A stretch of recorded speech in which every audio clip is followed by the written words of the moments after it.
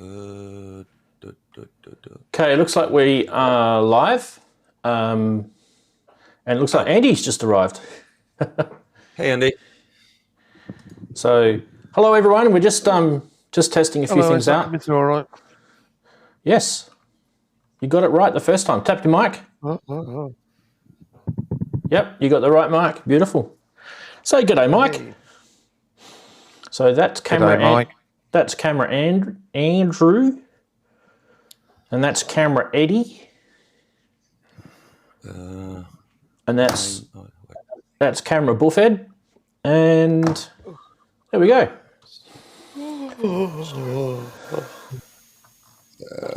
I think I'm going to ignore. Well, I'm going to ignore the chat. Sorry for that. All right, so let us know in the chatteries if you can hear us okay. Thumbs up or whatever you can do to indicate that you're hearing us okay in the chat. If I'm too loud or if I'm too quiet. Last week, my voice was okay. I was watching a little bit of the video last week, but the audio when I was demoing something was really, really quiet. And yeah, I was a bit disappointed with that. I think we mentioned that. I think we said to be quiet. Oh well, never mind. But it was too quiet, not just a bit. It was like massively quiet. All right, let's see if we can get the audio right now. Okay. Is Daren coming? No. All right. Let's just try. Let me see if you guys are happy with this audio now. Go. Actually, you're probably getting it twice. 1 sec. It could probably come up a bit. One sec. Let's do it that way. That's better. How's that? Good? Yep. Same volume as your voice. Good. All right. I will close that audio off for a second. Good. It's fine. Good. Right. As long as it's fine, as long as the big people say it's fine. Okay. Good. If you haven't wondered, it actually is an hour different time.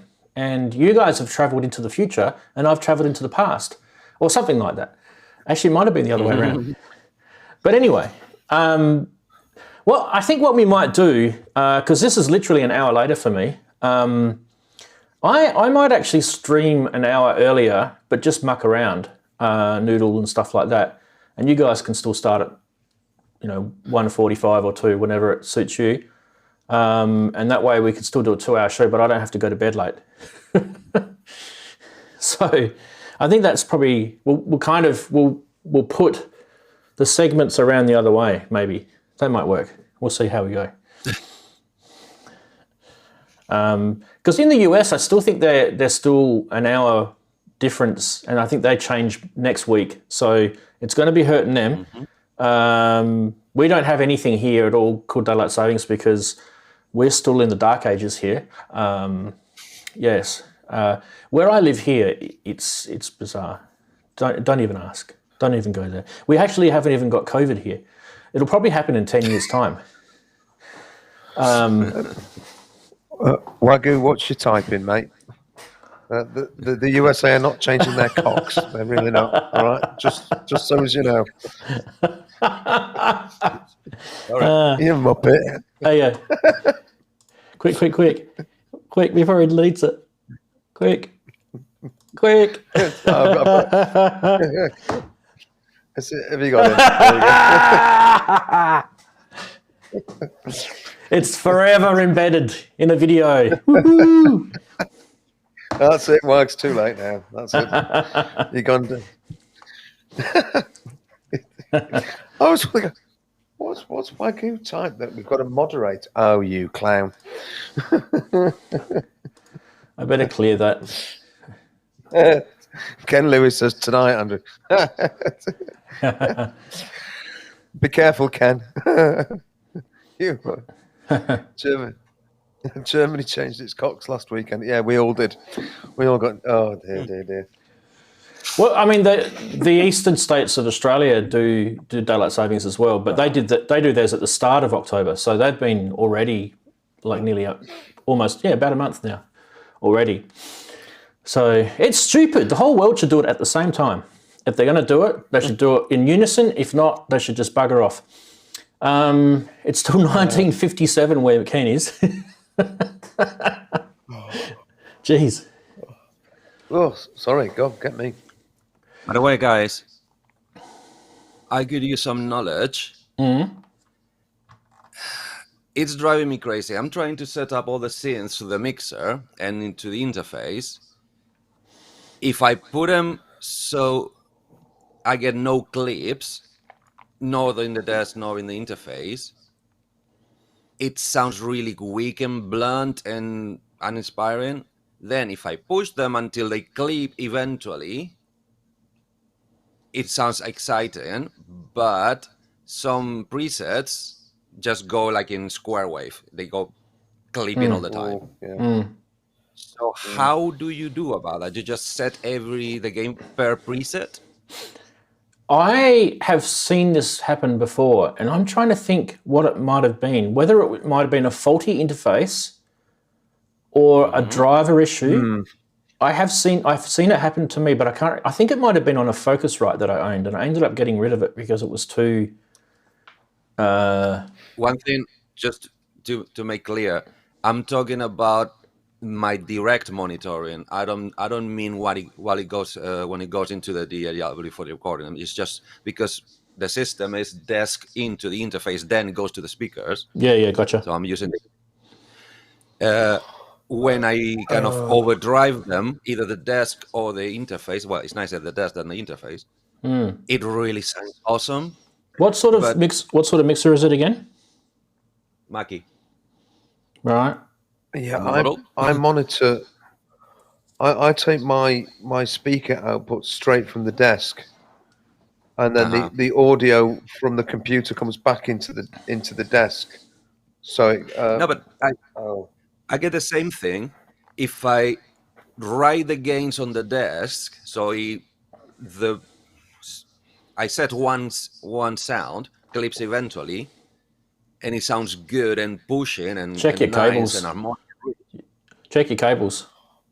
Oh. Someone said you might have. I mean, I'm not experienced enough. Someone said you might have some faulty cables on either your monitor out or on one of your inputs, or So check your cables. I don't know enough about sound cards really. Okay. I haven't got enough experience. I mean, I've only ever used an old Tascam one and the Behringer one. But my Behringer, not Behringer, Steinberg one. My Steinberg one's been a bit temperamental recently, hasn't it? Runs a bit awful audio coming through. Yeah, but so I don't know enough. Yeah, but Andy, he's talking about his That's mixer. not what I mean. He's not talking about his sound card. He's just talking about his mixer only.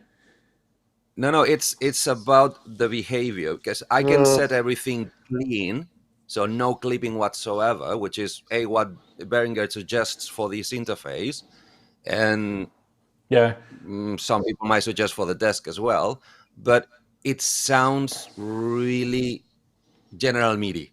So what does the mixer sound like with your headphones in the monitor? No, everything sounds. That's the catch. Yeah. I don't hear distortion. Yeah. I don't hear or anything clipping nice, because I try to keep it there. The problem is the lights go on, the clip lights go on, and it sounds overdriven, but mildly overdriven. So, something that many people do to that synthesizers. It's like the Moog. The mini Moog is the mini Moog because it's overdriven from the get-go, from the inside. And then it's when all the sounds sound brilliant and detailed, and all the frequencies and everything is dynamic. Yeah. You're confusing me. Doing something wrong. So are we talking about when you're listening to your sound on your computer through all your connections, or are we talking about it when you're just listening to your mixing desk by itself with headphones plugged directly into it? Okay. Neither, because I listen to my desk through the direct monitoring of the interface. Right. So my interface. That's telling me. Direct out. that's telling me that it's probably either the connection between your desk and your interface, and that might be too hot, or your interface has got your pre's too hot on the input. So I would be checking one of those two. Okay, I'll check that because I have them right now without the pads. I'm gonna check with the pads if I can raise it and keep it a little more stable. But no, it's more a style question. Is it good to drive the clips to get the channels clipping? Should I just, like in recording to the DAW, get away from 0 dBs, stay under 3 or 6? What's the best results? Well, I always go by the under 3 dB rule for me, but tonight I'm going to be breaking that rule when I'm talking about the Mix BX, because it's actually a mixer that actually wants you to drive it. So it depends. And that's my point. Yeah. So because my mixer is analog. If that's the sound you want, then you use that sound. But as a general rule, if you want a clean sound, you stick to that minus 3 dB ceiling. As I said, I don't get dirty sound. That's not the issue. It's not the result. The sound is that's my problem. Yeah, but what the sound I like. What the issue is. The manual is wrong. Yeah, what the issue is that you've got no dynamics between one to the other. It's going to square wave like almost instantly once you drive it. So for me, that means that you've got no headroom, which to me sounds somewhere along the line. You've either got too hot an output or too hot a gain on your input. That would be a telltale sign for that. I'd be checking that. See how you go. I was thinking the middle ground could be to drive the gain on the analog mixer and keep it clean in the input, in the interface. So and get. That's what I'll be doing tonight. Don't overload the input to your interface. Mixer. That just seems wrong to me. Like, I don't know enough about it, but yeah, digital distortion is awful. I mean, gradual analog clipping is nice, but because I would have thought on an audio interface you can go so far and then it will just break up. It'll just break because you've overloaded the digital. It just goes and it can't hack it. So no, I would be keeping the level going into the interface down, and you drive the gain on your Mackie desk. It should be fine. Yeah, good advice. Like keep the digital stuff clean and get the analog stuff to go dirty. Good advice. Yep, I'll do that. Dirty or analog? The other solution. It's a cliche. Get an overdrive. Dirty analog, clean digital. So it doesn't clip the channel, but it gives me the overdrive and the harmonics. Keep a roll of toilet paper next to your analog. All right. In case it gets dirty. Yep. Sorry. Poop it up. Right. How long we got? We got a couple of minutes before the turn of the hour. So we shall just say good day to all the chatties who are here. Now this is a bit of a weird show today because I'm actually showing a product that isn't really, it's not really big in the community just yet. It's the one that I've purchased is off a pre-order run. So I'm not the first, obviously, but I'm one of the first to get it. But yeah, it's going to be interesting to check this out. Now, I know it's a eurorack module. I know some of you swear that, but you got to understand, I'm into eurorack as much as I'm into desktop synths, as much as I'm into software as well. So I have to sort of spread the love across the genres because I have people that are on my channel because of eurorack, and I've got other people who are on my channel for other reasons. So we have to share the love. We do. Good to see all the chatties here. Why don't we do the hello to chatties now? Hello, chatties. Eddie, who was first? I think it was Synth Addict that came way too early and went back to bed. So Andy, if you're back awake, and mate, I hope you've set the alarm clock. You get to have an hour's sleep in today. How cool is that? For the first time ever. So big hello to Ken Lewis, who's early-ish. Dumb Jez is there. David's there as well. Stephen's there. Big hello to Stephen. Future World Machines. And Inverted Popes, big hello to Inverted Popes, one of my patrons. Daren's there. We can say hello to Daren without actually seeing his face today. He has camera issues, so he won't be partaking in showness today. Either that or Pope's still there. Either that or Rave Dave has broken something in his studio. Yeah, I can hear you. I can hear. Thank you. I'll go back to this screen anyway, because I can just read these. So who else we got? We've got Martin Taylor. Daniela's there. Hello, Daniela. Sensian, Native VS. Awesome. Wigoo, as we embarrassed profusely before. Big hello to Wigoo. Sasquatch is there as well. Big hello to Sasquatch. ASIO Head, nice to see Bert. What else we got? JX3D. Brett Lemmings, big hello to you guys. Scrolling. Human Error, big hello to Human Error. I've seen him for a little while. JP Page 2. I'm pretty sure I saw Atto. Yeah, Atto Z's there. Good to see. Anyone new? I wonder if there's anyone new. We always like to see the newbies. I'm pretty sure I saw Lisa online. I don't know if she's jumped in yet. Where else? Yeah, I think we are scrolling. Will Joseph is there. So we can get through this. Human's there. With that nice comment.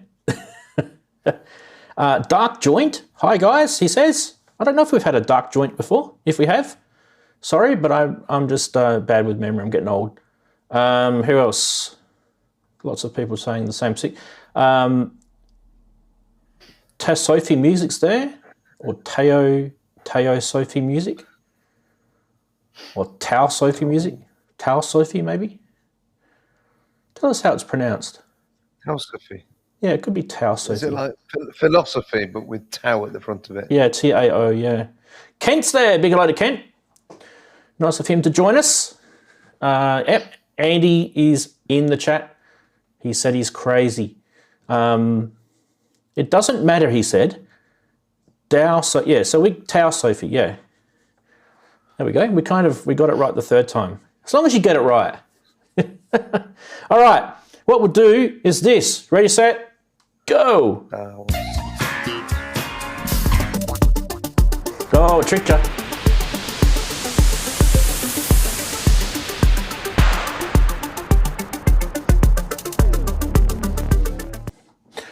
Welcome to you. Happy Saturday. Hope you've had a good week and you've arrived at this point in time in a reasonably good mood. If you're not, well, hopefully a little bit later you might have a few laughs with us.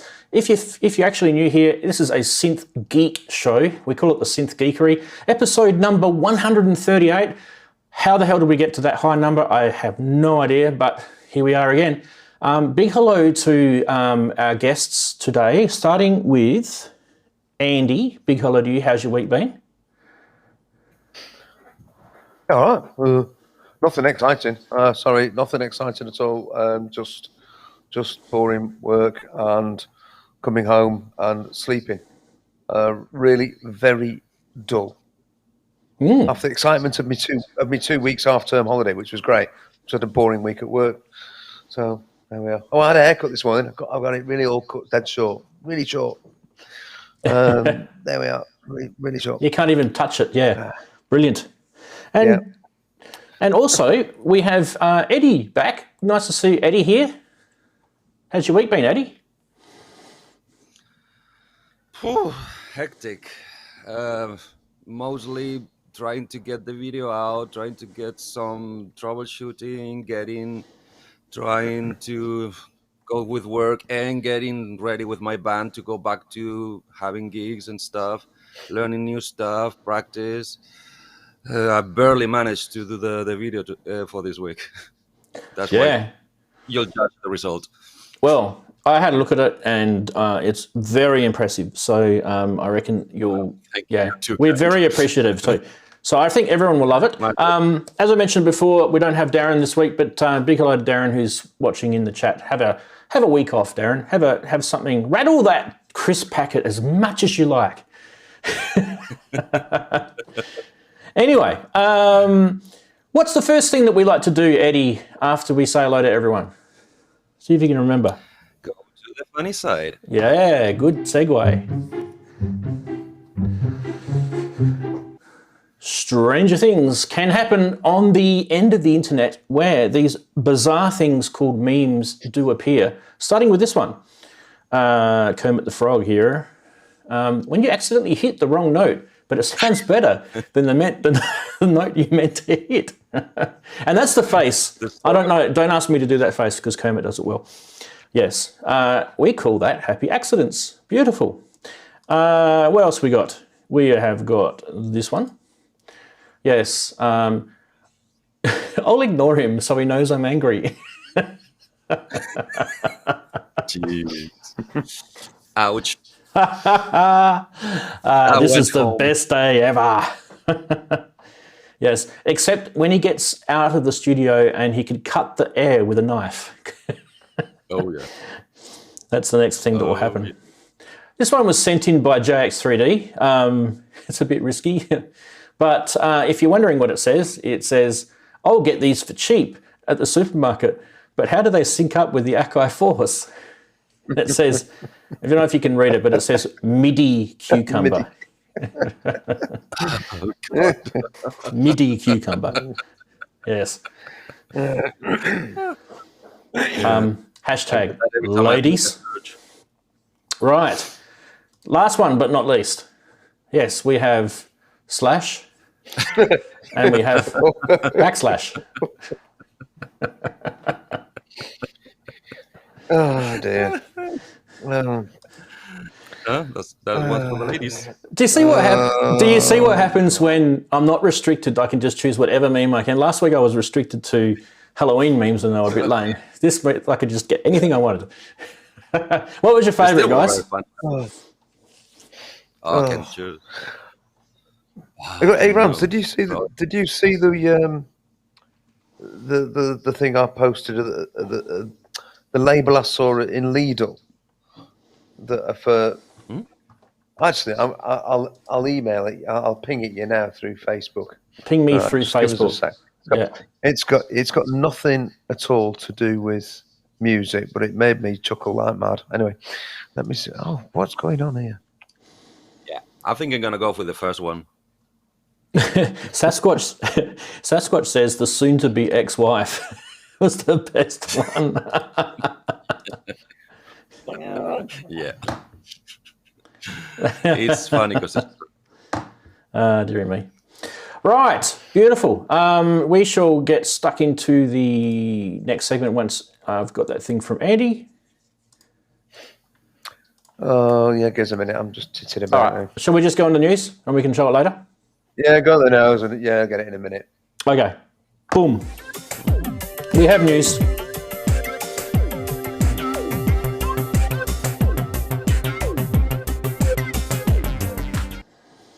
Yes, you have reached the news from the Geekery, and this week we are going to hit a button here and then here and play this.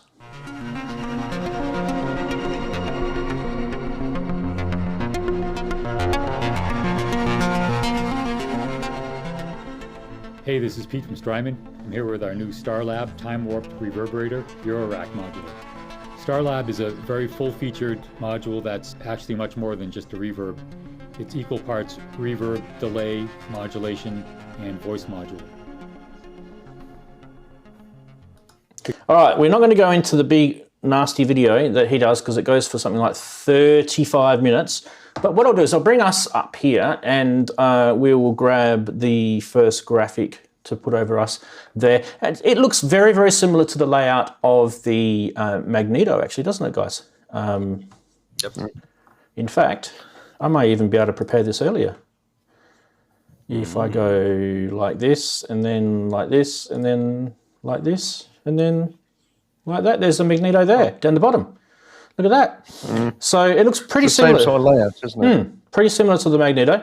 I guess the big thing here is that it's probably modeled after algorithms, not technically all after, but modeled after with algorithms of the the Big Sky type pedals, because this is more a reverb module as opposed to a delay module.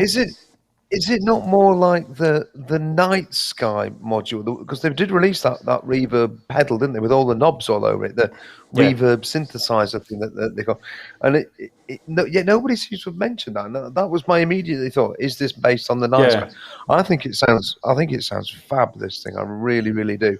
Yeah, I do too. But it's blooming expensive. Cool. It comes with a hefty chunk. Yeah, $649 US, which is about the same price the Magneto is, I do believe. Yeah. So I mean, a lot of people said that about the Magneto when it first came out. Yeah. It was pricey. It'll be about $499.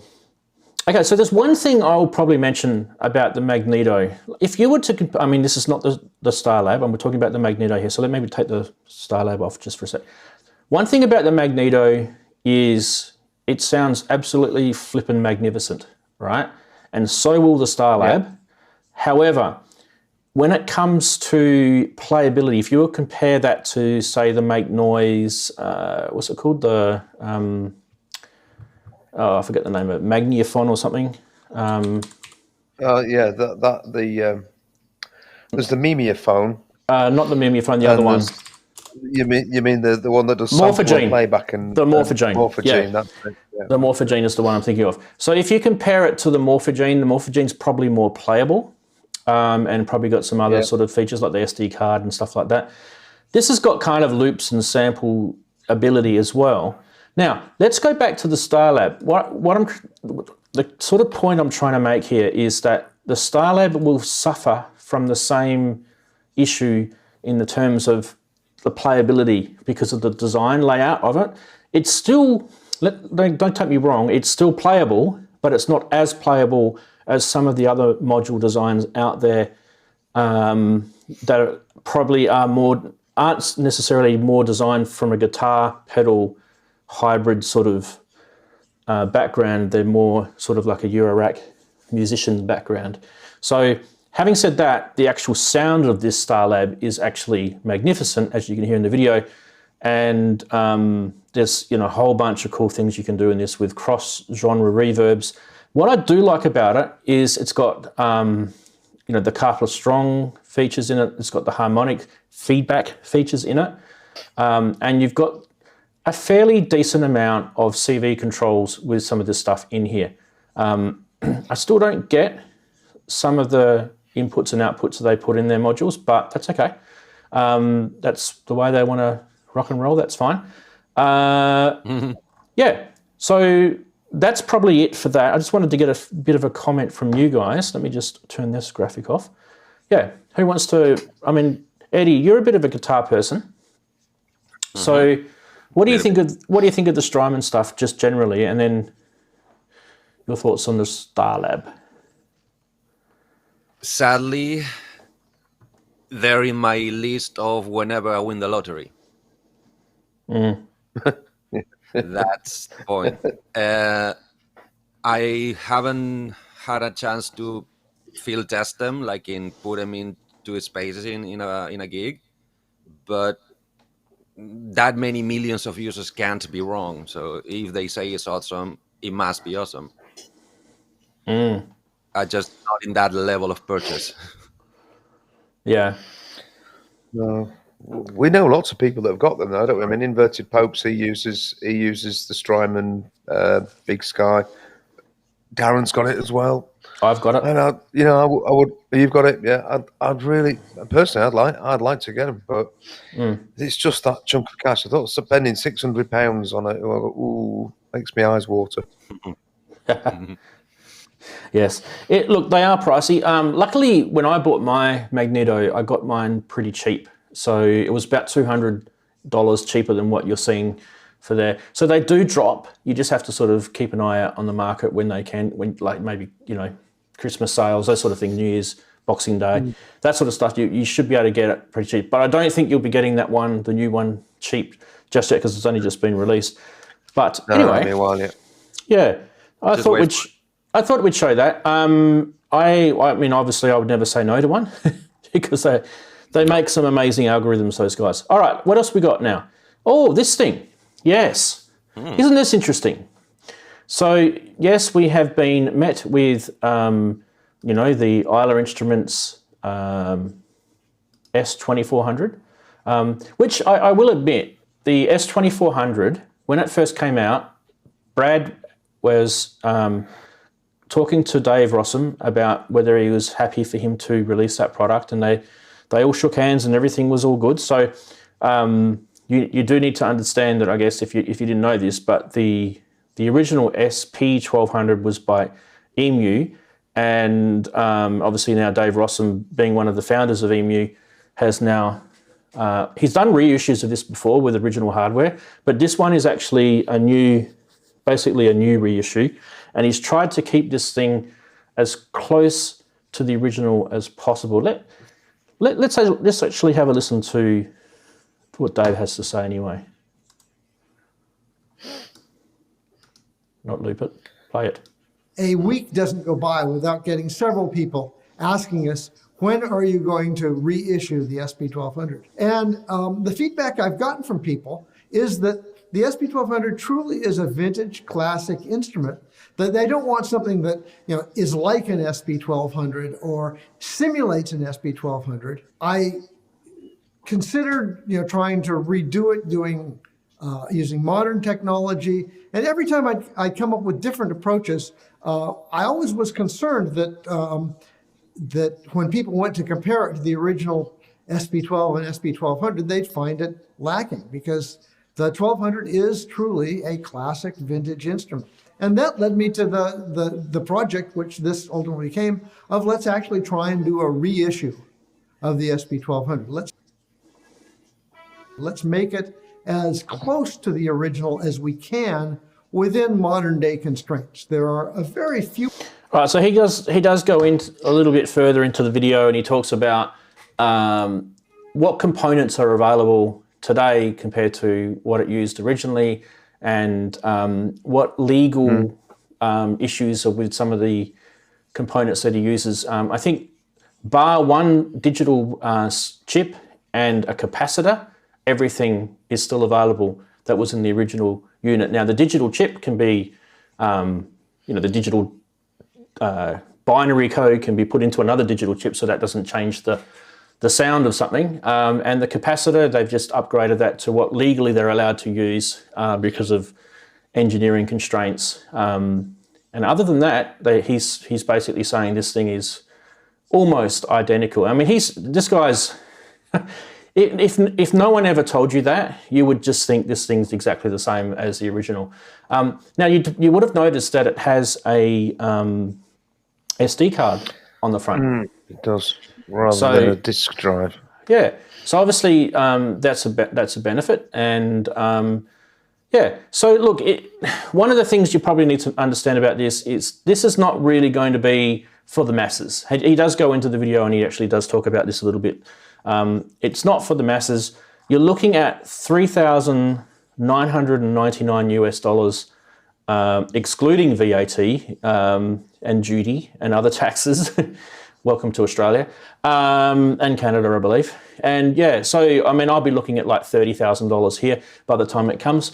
But no, look, I've got an S2400. I'm fat and happy when it comes to this sort of thing. If you're wondering what it is, you've never actually seen one or heard one before, it's a sampler. So it's basically, it was the kind of go-to sampler of the late 80s, early 90s. A lot of music was almost derived its own genre, this sampler. So it's pretty formidable. So yeah, analog filters, it's got the SSM 2044 analog filters in it, which also the S2400 does as well. Look, there's a lot of similarities between the two, and it will be available pretty much now if you put your pre-orders in. Guys, quick thoughts. I'll start with you, Andy. My first thought was, is the guy that's spent ages producing the SP2400, the SP, whatever, that one that you've got, the Isla Instruments. Yep. Is he going to be pissed? Is he going to be pissed off about that, or did he do it knowing that Dave Rossum was going to do this? I mean, I can understand why Dave Rossum's done it. I mean, it's like Dave Smith putting out the Prophet 5 again, isn't it? I mean, it's a a no-brainer of a move, really. If the demand is there, people will pay it. If there's people paying upwards of £8,000 to buy second-hand ones, then why wouldn't you spend £4,000 on a brand new one with a bit more modern technology behind it? I think it makes sense. One or two people in the chat have voiced a thought that went through my head of, can we have an emulator too, please? Oh yeah, that's the sort of stuff he should be remaking. Absolutely. I mean, I'll answer. I'll answer your question, Andy. I just want one because they look amazing. I mean, let's be honest. That box is massive, right? That SP12, the original SP1200 and that one is a blooming big box. I'll tell you something. Actually, you know, I'm going to go back to Kent's. When I was down at Kent's, he had an original LM1. Mm-hmm. Well, I couldn't believe how big that thing was. Yeah, that was big. It was like a coffee table. It was like a coffee table. I mean, the drum pads were like they were like massive. But I mean, these things were big boxes. The old MPCs were massive. So that physicality is part of the machine, right? And I think you know, a lot of people that are after that. I think it's a beautiful thing. I mean, I could never have justified going and spending out £4,000 on what is essentially a drum machine, really, when all said and done. So yeah. Look. Ooh. Has Eddie fallen off his chair? Or was that you falling off yours, Rans? No, I'm just picking up the. If you're wondering why I'm making noises, I'm just picking that up. Well, that's a lot smaller. It's big, but it's smaller, isn't it? So that's the S2400. Yeah. All right. Yeah, this thing weighs a ton. By the way, it's actually quite heavy for me to even lift. But I will tell you that this thing here is pretty much what that thing is. Plus, it's got a lot of modern abilities in it as well. Yeah. So it's both. This thing is the today and the future, but it's also the past. So, look, if you were just after the sound, this thing will do it. This has got the analog SSM filters in it. This has got everything that the other thing can do. So, in terms of a product for the masses, I'd say go the Isla Instruments. It's still, they're still not that cheap when it comes to, like, if you're comparing to Behringer. Yeah. But then again, I mean, that thing's built so well. You wouldn't consider something else anyway.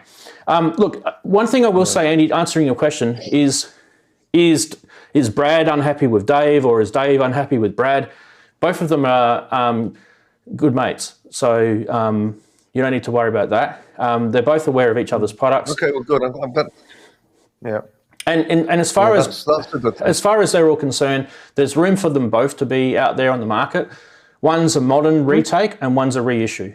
So you just as a consumer, you'll just go, well, I want the reissue, or I want the modern retake because I want a few more modern abilities in it.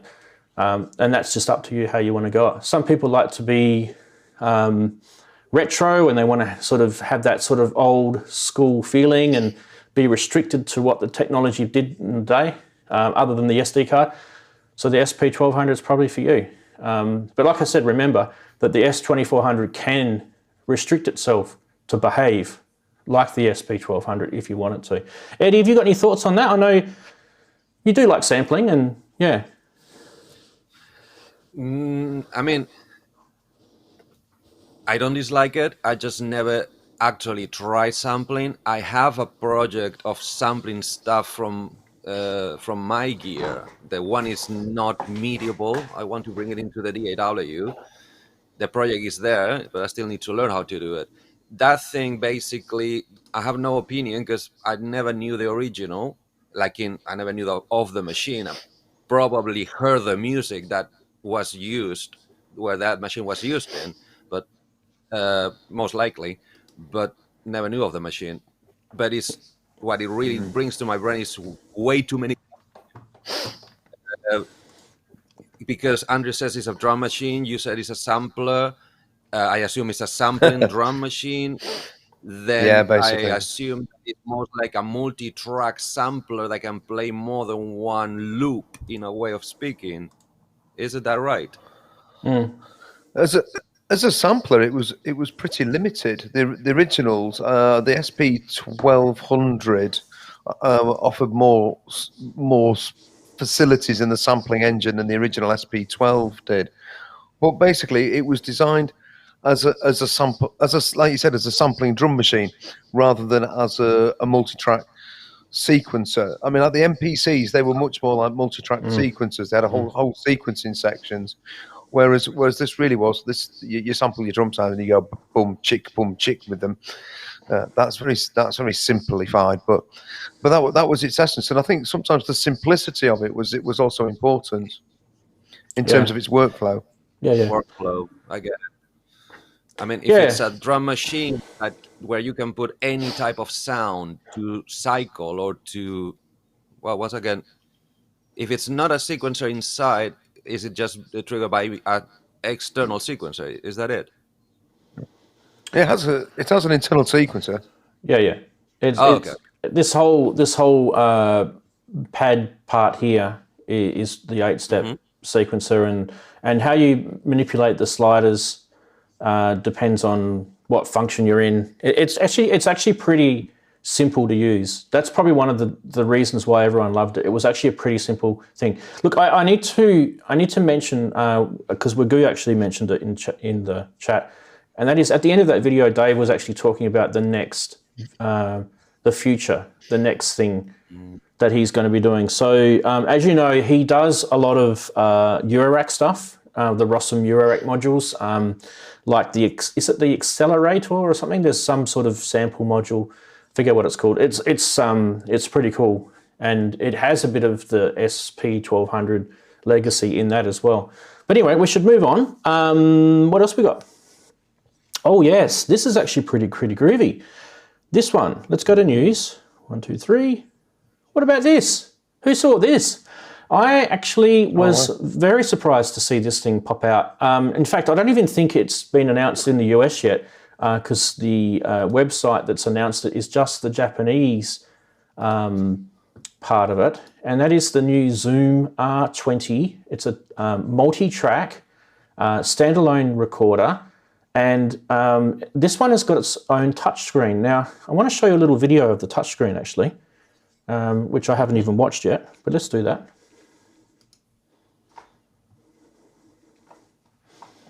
If it works.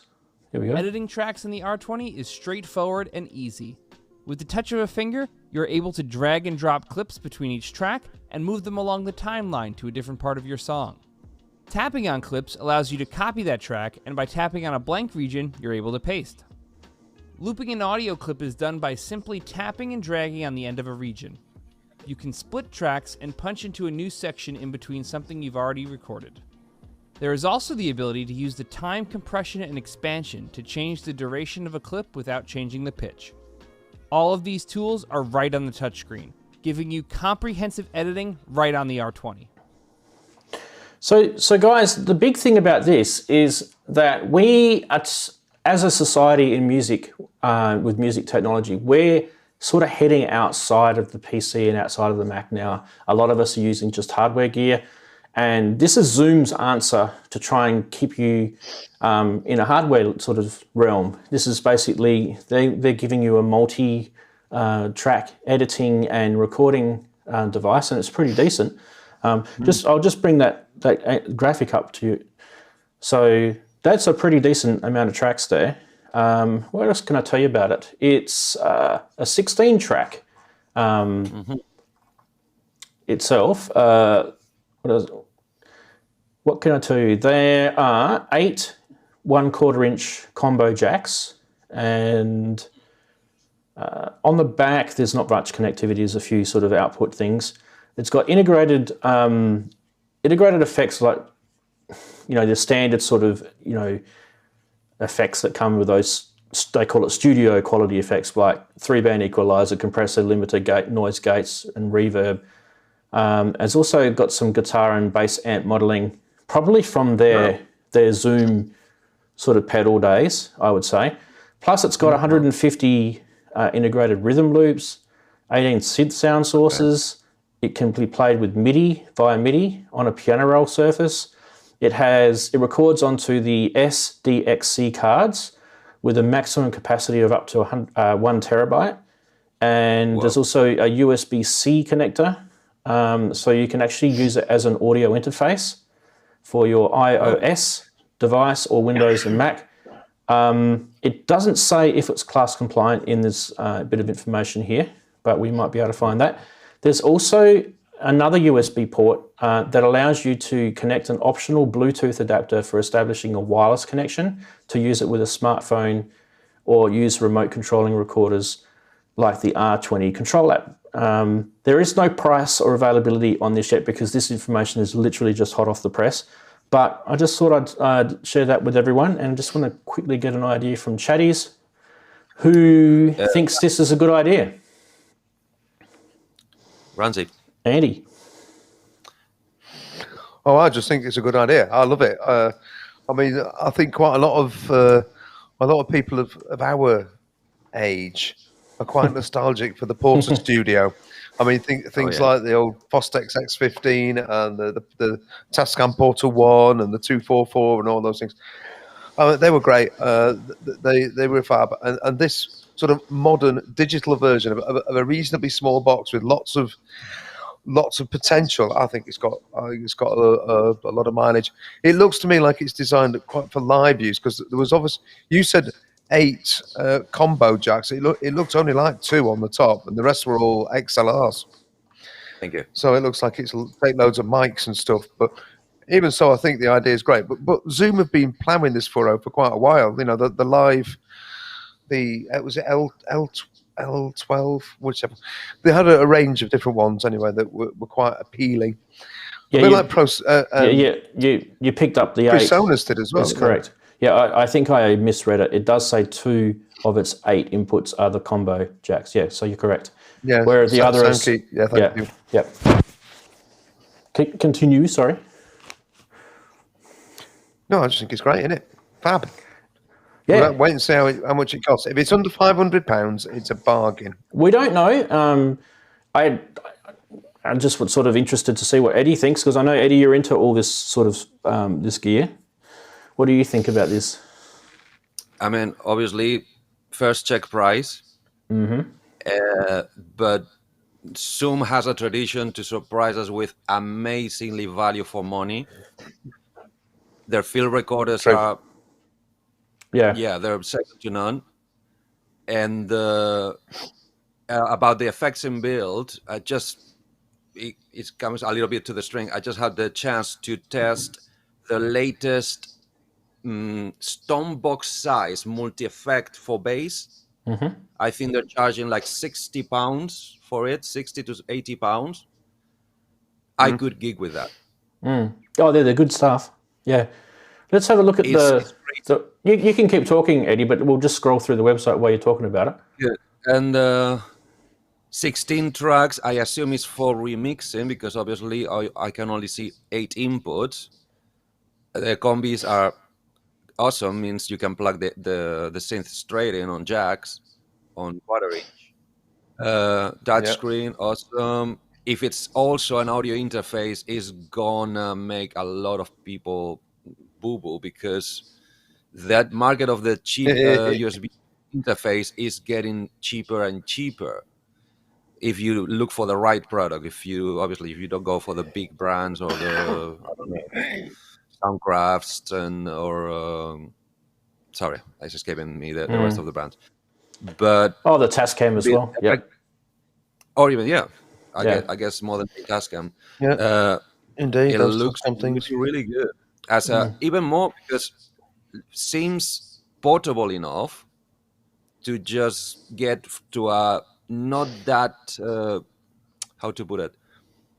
Sorry, did you say that does the recording inside or just exports the recording? It's got the what do you call it? The SD card, the special small format one. I forget how you say it now. So it does. And it does up to 1 terabyte. So it records. So the 16 tracks, by the looks of it, it's how you can manipulate up to 16 tracks. So obviously to me it looks like it's only an 8-track physical audio recorder. Yeah. And then you've got another 8 tracks that you could do MIDI or internal sounds by the looks of it, or manipulating. That tab you just moved, the synth, I didn't hear that. So it also comes with VSTs inside. Yeah, like a little synth engine. Yeah, they They do talk about it a little bit. SDXC is the SD card format.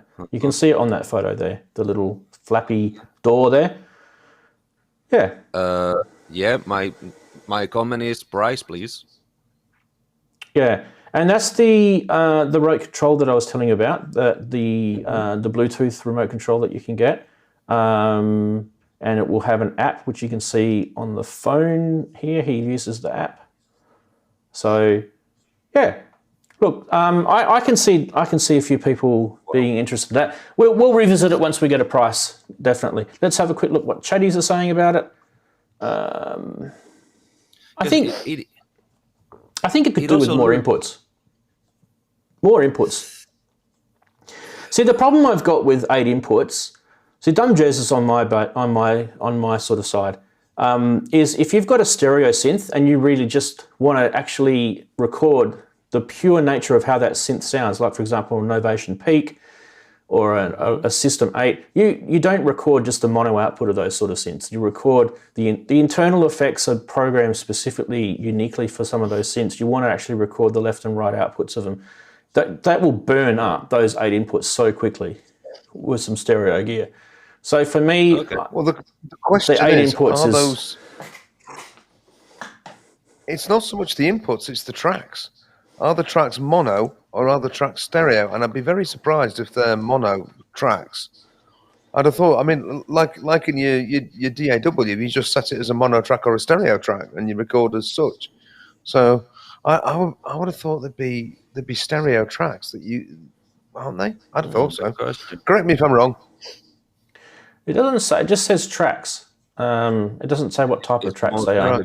Yeah, just having a quick look at the website. Anyway, maybe you could daisy chain them. I don't know. But I think with this day and age, like you were saying, Andy, before, I think this day and age, the whole multi-track USB or audio interface sort of technology, I think they can cram some more inputs in. That's for sure. You know. Yeah, but aren't you confusing the market target? Oh, yeah, probably. For me, Because my market. No. Don't get me wrong. To me, that device is for the people who cannot afford to have a heavy-duty computer, DAW, and external effects processors, and a wireless mixer, and some VST software. Somebody in that bracket, because kind of the popular Zoom products are usually meant for A, beginners, and B, really restricted budgets. They give you a lot for very little. So the people who's going to buy this mixer, to my understanding, is not the people who can afford a Hydra synth or a Moog one.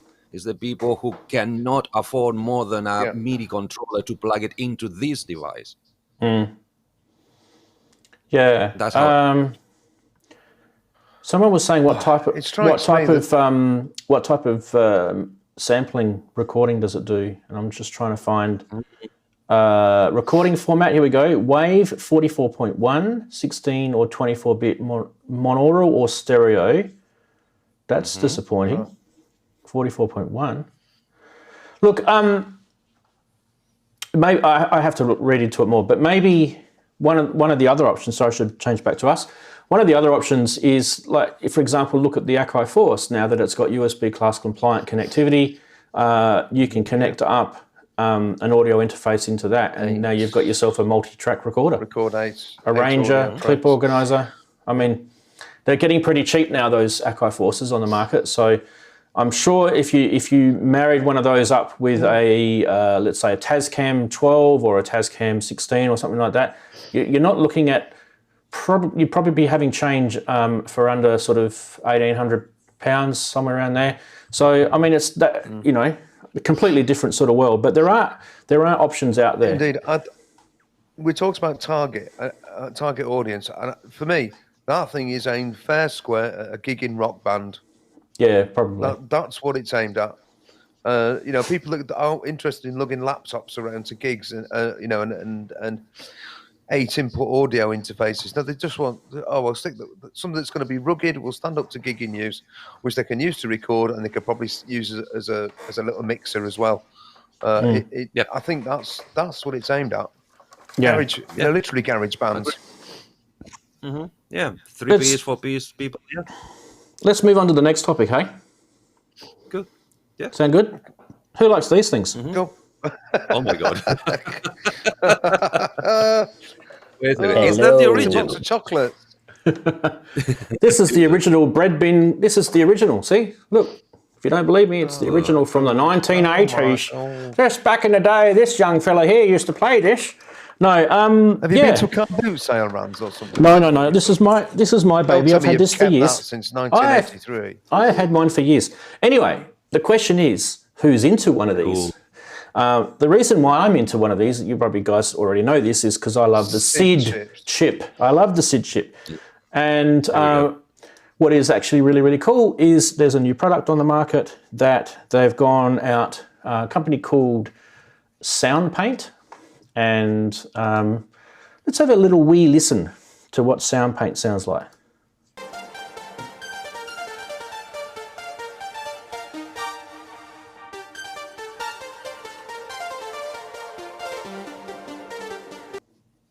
Oh, let's buffer.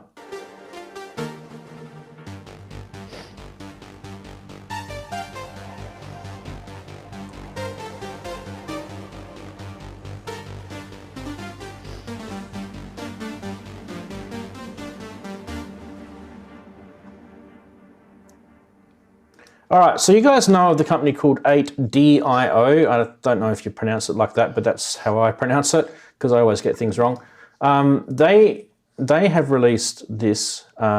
This is a Commodore 64 sound library, and I think it's something like 64 gigabytes worth of samples in it. Have a listen to this. This is not a Prophet XL, by the way. This is just using that as a controller. Little overkill, isn't it?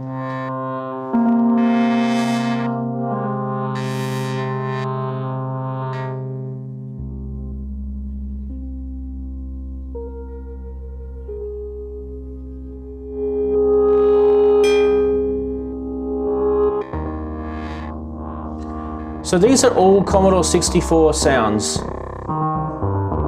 Really? Yep.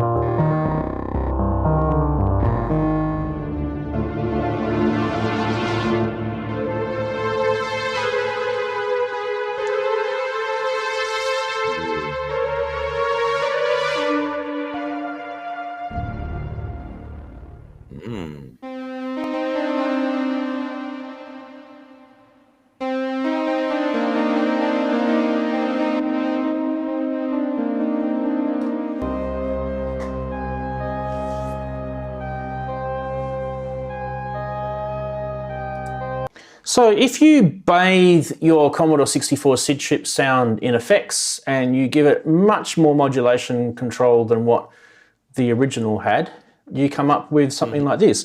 Now, obviously this is digital because it's sample based, but yeah, you can pick it up for about $20 US. You can get there's two different versions. You can get the expert version or the, what do you call it?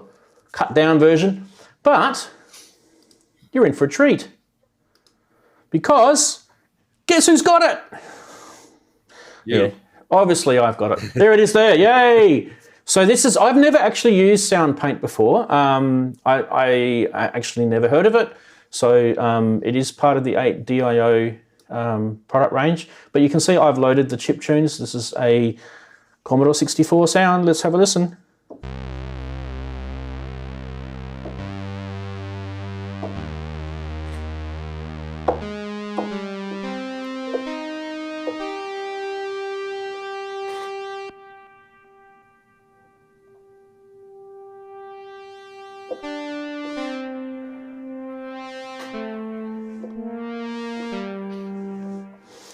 What else we got? That was called Hubbard's Solo. If you don't know who Hubbard is, that would be Rob. That'd be Rob Hubbard.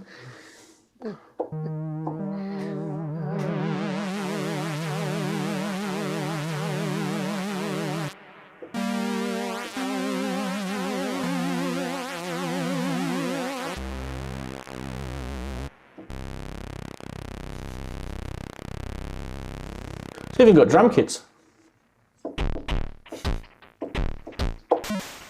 Okay, this is closer. It's so hard to do this when it's on like some sort of delay because it's going through my video feed. But anyway, that is the interface. It's massive. You can choose all sorts of samples. These are really, really high-end samples. They've got parts, programs. You can add rack effects to it. You can, like, for example, LFO, phaser, reverb, filter delay, a whole bunch of stuff there. It's got an arpeggiator in it. So let's do an arpeggiator. Let's do a low-fat bass. Whoops. What did I do then? Why won't it do that? Yes. Sorry.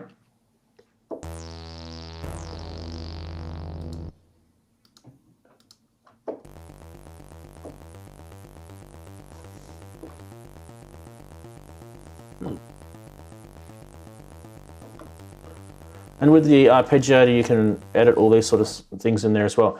Effects-wise, it has got, kind of these sort of lanes that you can stack up. Chorus, vintage, gates. There's gating effects on here, for example, where let's turn the ARP off.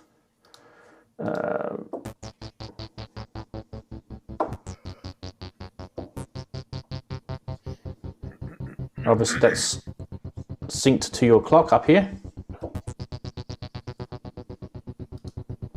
You can do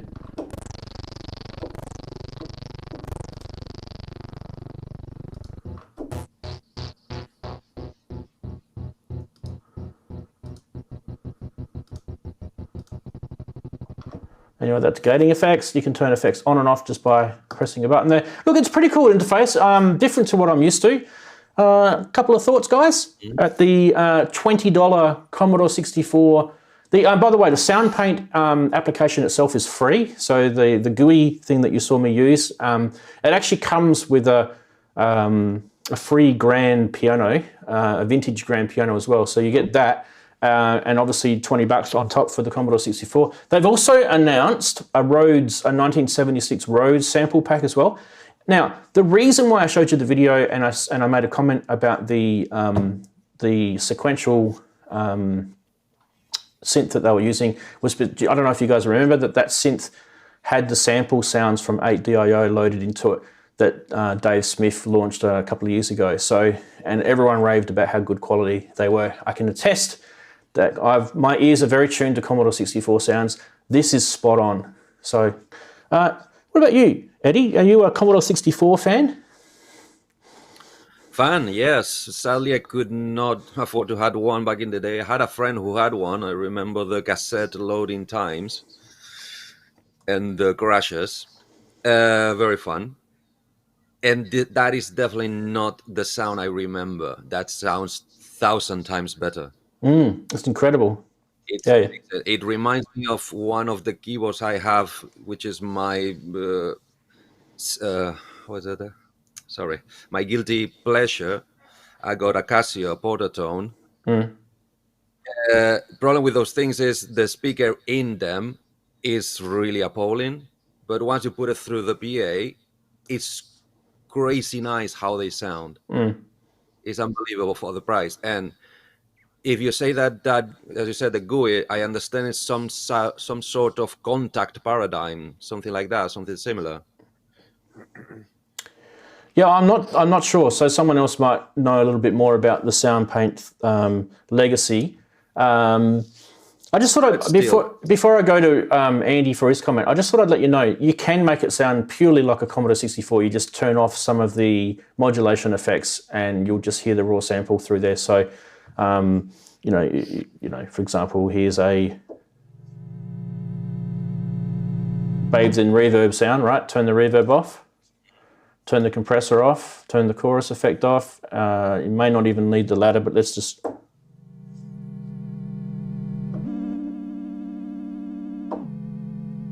That's closer, but still, See? it's nicer than I remember. Yeah. So, I mean, obviously, that's how you can get back to sort of roots. Andy, what about your thoughts? I know you're into sort of chip tunes, so... Well, am I? No, I'm not really. I was quite impressed by that young fella that I saw at the gig in August, doing what he was doing. No, I'm not. I don't really like the sound at all, if I'm honest with you. Okay. I suppose if you're into it, if that's what you want, and you love that sort of like distorted square wave on square wave sort of sounds, then I'm sure 20 quid is a no-brainer. You go out and get it. And It's not. I made a comment in the chat. Even a DX7 sounds nice when smothered with all this stuff. Yeah, I'm sure it's great. We know there's people who really, really love it, because there's there's the SID station from Electro, and that was their first thing, and people love it, and they fetch silly money on the second-hand market. So yeah, there's obviously people that want that sound. So why not? It's a retro thing in its own right. So yeah, if that's what you want, go ahead and fill your boots with it. Not 100% my cup of tea, that. But. Fair enough. It's mine. It is Beautiful. Mine. Beautiful. Right. Well, have we reached the end of the internet? Yes, we have. No more news. Hooray! Okay. Let's have a quick look at chatties. What are they saying? Ken saying this will kill gas for a Prophet X. Yeah, maybe. But then again, hardware. Woohoo! You can never beat hardware, honestly. Yeah. So Pincho is saying that I put the comment up before. Soundpaint is his favourite quick MIDI keyboard at the moment. Yeah, I'm starting to like the interface. Like someone mentioned before, it's kind of less clunky than Contact. I kind of agree. I've never been a massive fan of Contact. I've always found it a bit clumsy to use. And don't forget too, we didn't even show the Rhodes part of this release as well. So. Yeah, but anyway, that's only because I wouldn't know how to play Rhodes if you paid me. Anyway, so that's really good. I will. That's really good. Beautiful. Okay, so what we'll do now is we will go to the next segment, which is Price Watch. Bang.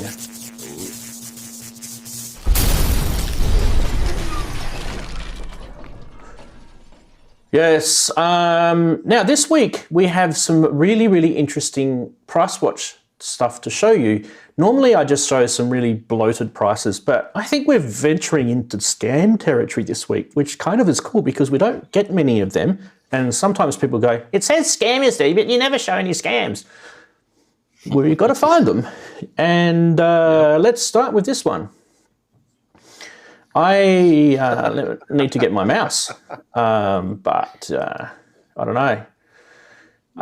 Is Daren in the chat? Daren, tell us if you want to sell your MAM MB33 now. If you're going to get over 24,000 US for it. Looks like I'm out because it doesn't ship to Australia. But anyway, that's fine. Yeah. What? That is venturing on scam, people. There's the first one. Okay. Are you ready? Shocking. Okay, you're sitting down. Yeah. You've had a nap today. Everything's good, right? You ready? Bang. Yep. God. OX Oxford. Wait, what? Aren't those 200 pounds brand new? Yeah. Yep.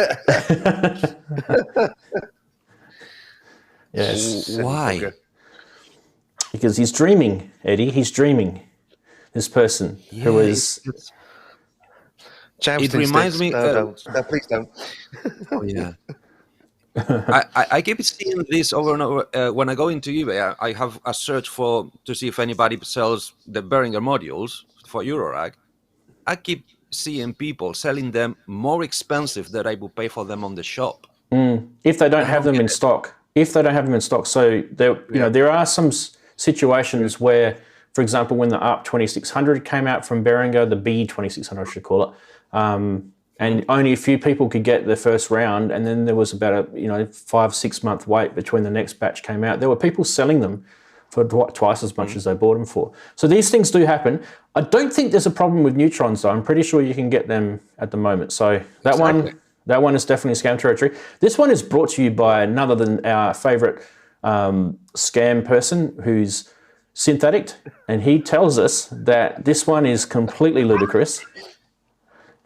$20,000 for 20. Oh, come on! It's $20. That's So what when it is. someone's gone. You know what? I'm just going to whack a price. 20, and they typed in the keyboard 20 and forgot to put the dot in the right place. That's definitely what's happened. But apparently it looks nice. $20. Come It on. looks nice, doesn't It looks nice, apparently. Is there any dollar in the world which is worth like a thousandth of a real dollar? Yeah, Because Zimbabwe. No, it's- Zimbabwe. Yeah, go to Zimbabwe. is the only explanation. Yeah. All right. Actually, isn't the Korean dollar, or it's not called Korean, whatever you call it? That's pretty crazy too. Anyway, and the last one is this one, which is not really a scam, but now this was written in some sort of other language, I think. So I'm going to need to get off my butt here and where is it? It's a Spanish. I can translate. Spanish at the bottom. You can translate if you like, but I've got a translation too. So you go if you want. Go for it. No, so it's I'm selling the holy grail of production MP3 3000 for its precision supernatural of the sequencer and his punchy sound. Okay. Wooden frame. Sorry. Armrest, he says. Yeah. 3.5 The armrest. Valixi operating system with an SD card reader, 1 gigabyte card included. Maximum memory enlarged to 32 meg. Blue LCD screen. So these are all custom things that he's done to it. Chocolate fat pads. So these aren't the original pads. These are chocolate fat pads. Probably like my fingers after I've had some Cadbury. 8 analog outputs. Plus a stereo main output, optical SPDIF input. It has a small mark on the armrest and a soft one button replaced. It sounds like a effing mother. It's the last comment. Suena de puta madre. That's rude. Yes, That's it rude. does. That's rude, isn't it? That's rude. Oh, That's Well, rude in Spanish. not in Spain. Spain's not that rude. Anyway, so what do you guys think of Price Watch this week? What was your favourite? Oh, the Obviously the Spanish FAPS, the MAB 303 The first one? is just silly Billy. Yeah? Because that's just blooming daft. The Casio was just an accident. Someone hadn't put a comma in the right place. Yeah. Yeah. Yes. I'm really surprised with the MPC because he's asking for dollars. Yeah. He says that it's in Spain, Yeah. and he's asking for something. Oh, okay. So that peseta back in the time. yeah, but that would be because Andy would have browsed the site because Andy's in the US, so that's why it would be in US dollars. But if it probably would be originally it's pesos, isn't it, in Spain? So No, it's euro now, but it used to be pesetas. Oh, And it's even pesetas. worse. Have you checked the shipment? yeah, I saw that. Yeah. That guy deserves the video 3 times. Pretty decent shipment. $240. Yeah. Well, Eddie, You can buy a plane ticket to deliver on your own from Spain. speaking of Eddie being a legend, because this gentleman here next to me, this person. Anyway, Eddie is actually really, really good because he does wonderful things like this segment. Yes, we have another one, and this actually just brought us the same person as last week, which is the wonderful Eddie, who went to all the trouble, and I have to say, this is a lot of trouble to do. A lot of trouble, right? So let us... Okay, remember the rules. This is a synth. Its audio has not gone through any compression or effects external to the synth. This is literally just the output of the synth. What you'll see is a partial image of the synth. It's in video format, but the actual sounds are from the synth. And we're going to pause the video, and the first person who gets to guess it correctly gets to have some bragging rights for a week, I guess is the prize. But anyway, let's go with it. The moment that I press this button, I guarantee some people will know what it is, because I pretty much got it. I didn't get the model number straight away, but I got it. Eddie will tell you anyway. Yeah. Okay, let's go.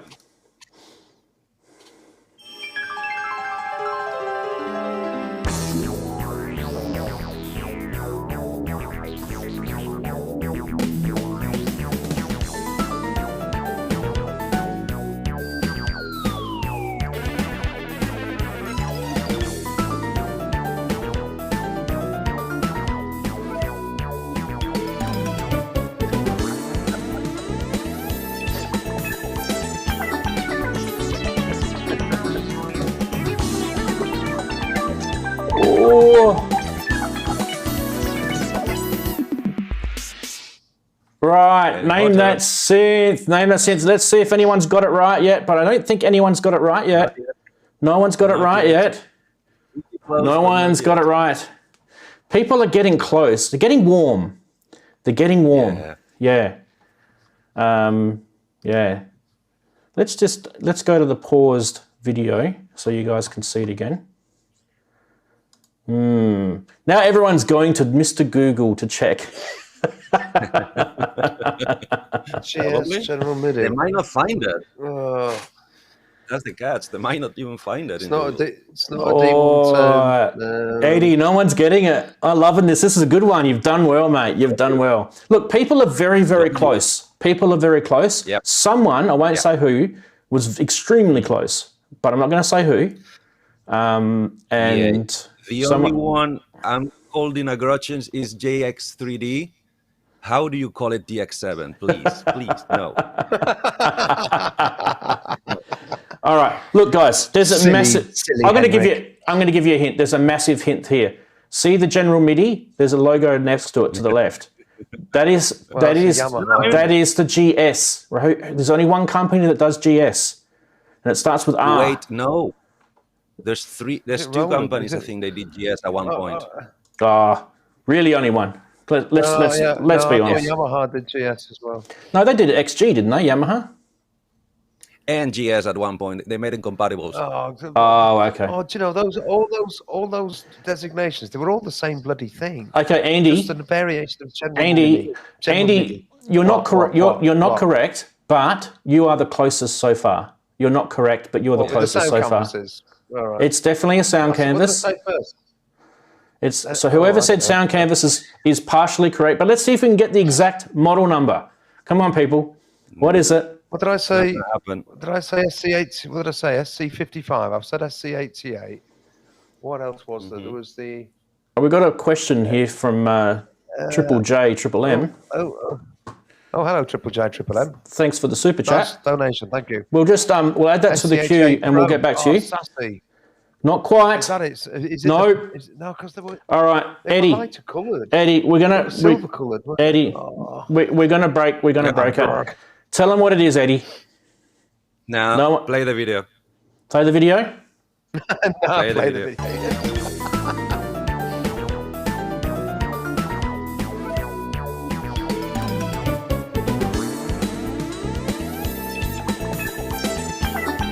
You guys are just Googling it.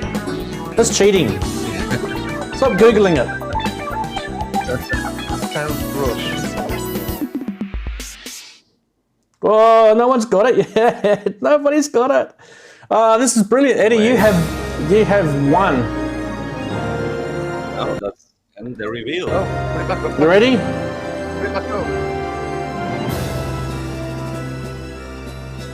There it is, people! It's the Roland SC33. There it is. There it is, everybody. The Roland SC33. Andy, you probably get the Guernsey this week because you were the first to say SC88. So we'll give you a consolation prize. But definitely, I think I said SC55. I think SC55 was my first. What threw me, and I guess everyone else is probably going to say the same thing. But what threw me was the actual video itself. It kind of looks. It doesn't actually look charcoal black color. And that's Still just fighting the game. No. That's what threw me. Good, Eddie. Keep us guessing. No, that's actually really good. It's mostly supposed to be about the sound, not the visuals. The visuals are there just as a hint. Bert says he's never liked those things. All right, let's. Hey, who enjoyed that? Tell us in chat if you enjoyed that one this week. Eddie did go to a lot of trouble, so. Remember about the fact I told you. Remember what? Sorry, Eddie. The fact I told you. Oh, you can tell them. Good.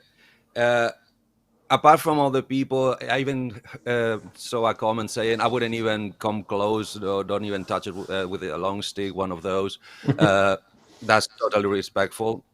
I have it just because it was a really good deal, and I'm learning the hard way what is good and what is bad in synth history. I'm basically catching up the last 30 years. And when I was doing the video, I went through the specs because I'm curious because it gives you a lot of editing to the sounds inside, not only just effects like reverb and chorus. It gives you waveform and envelopes. It gives you pretty comprehensive editing for a Rompler. And I went to the MIDI specification, and it shocked me. I could even show you in the camera in a second. It comes with key aftertouch. Yep. It blew my mind. MIDI aftertouch. Yep.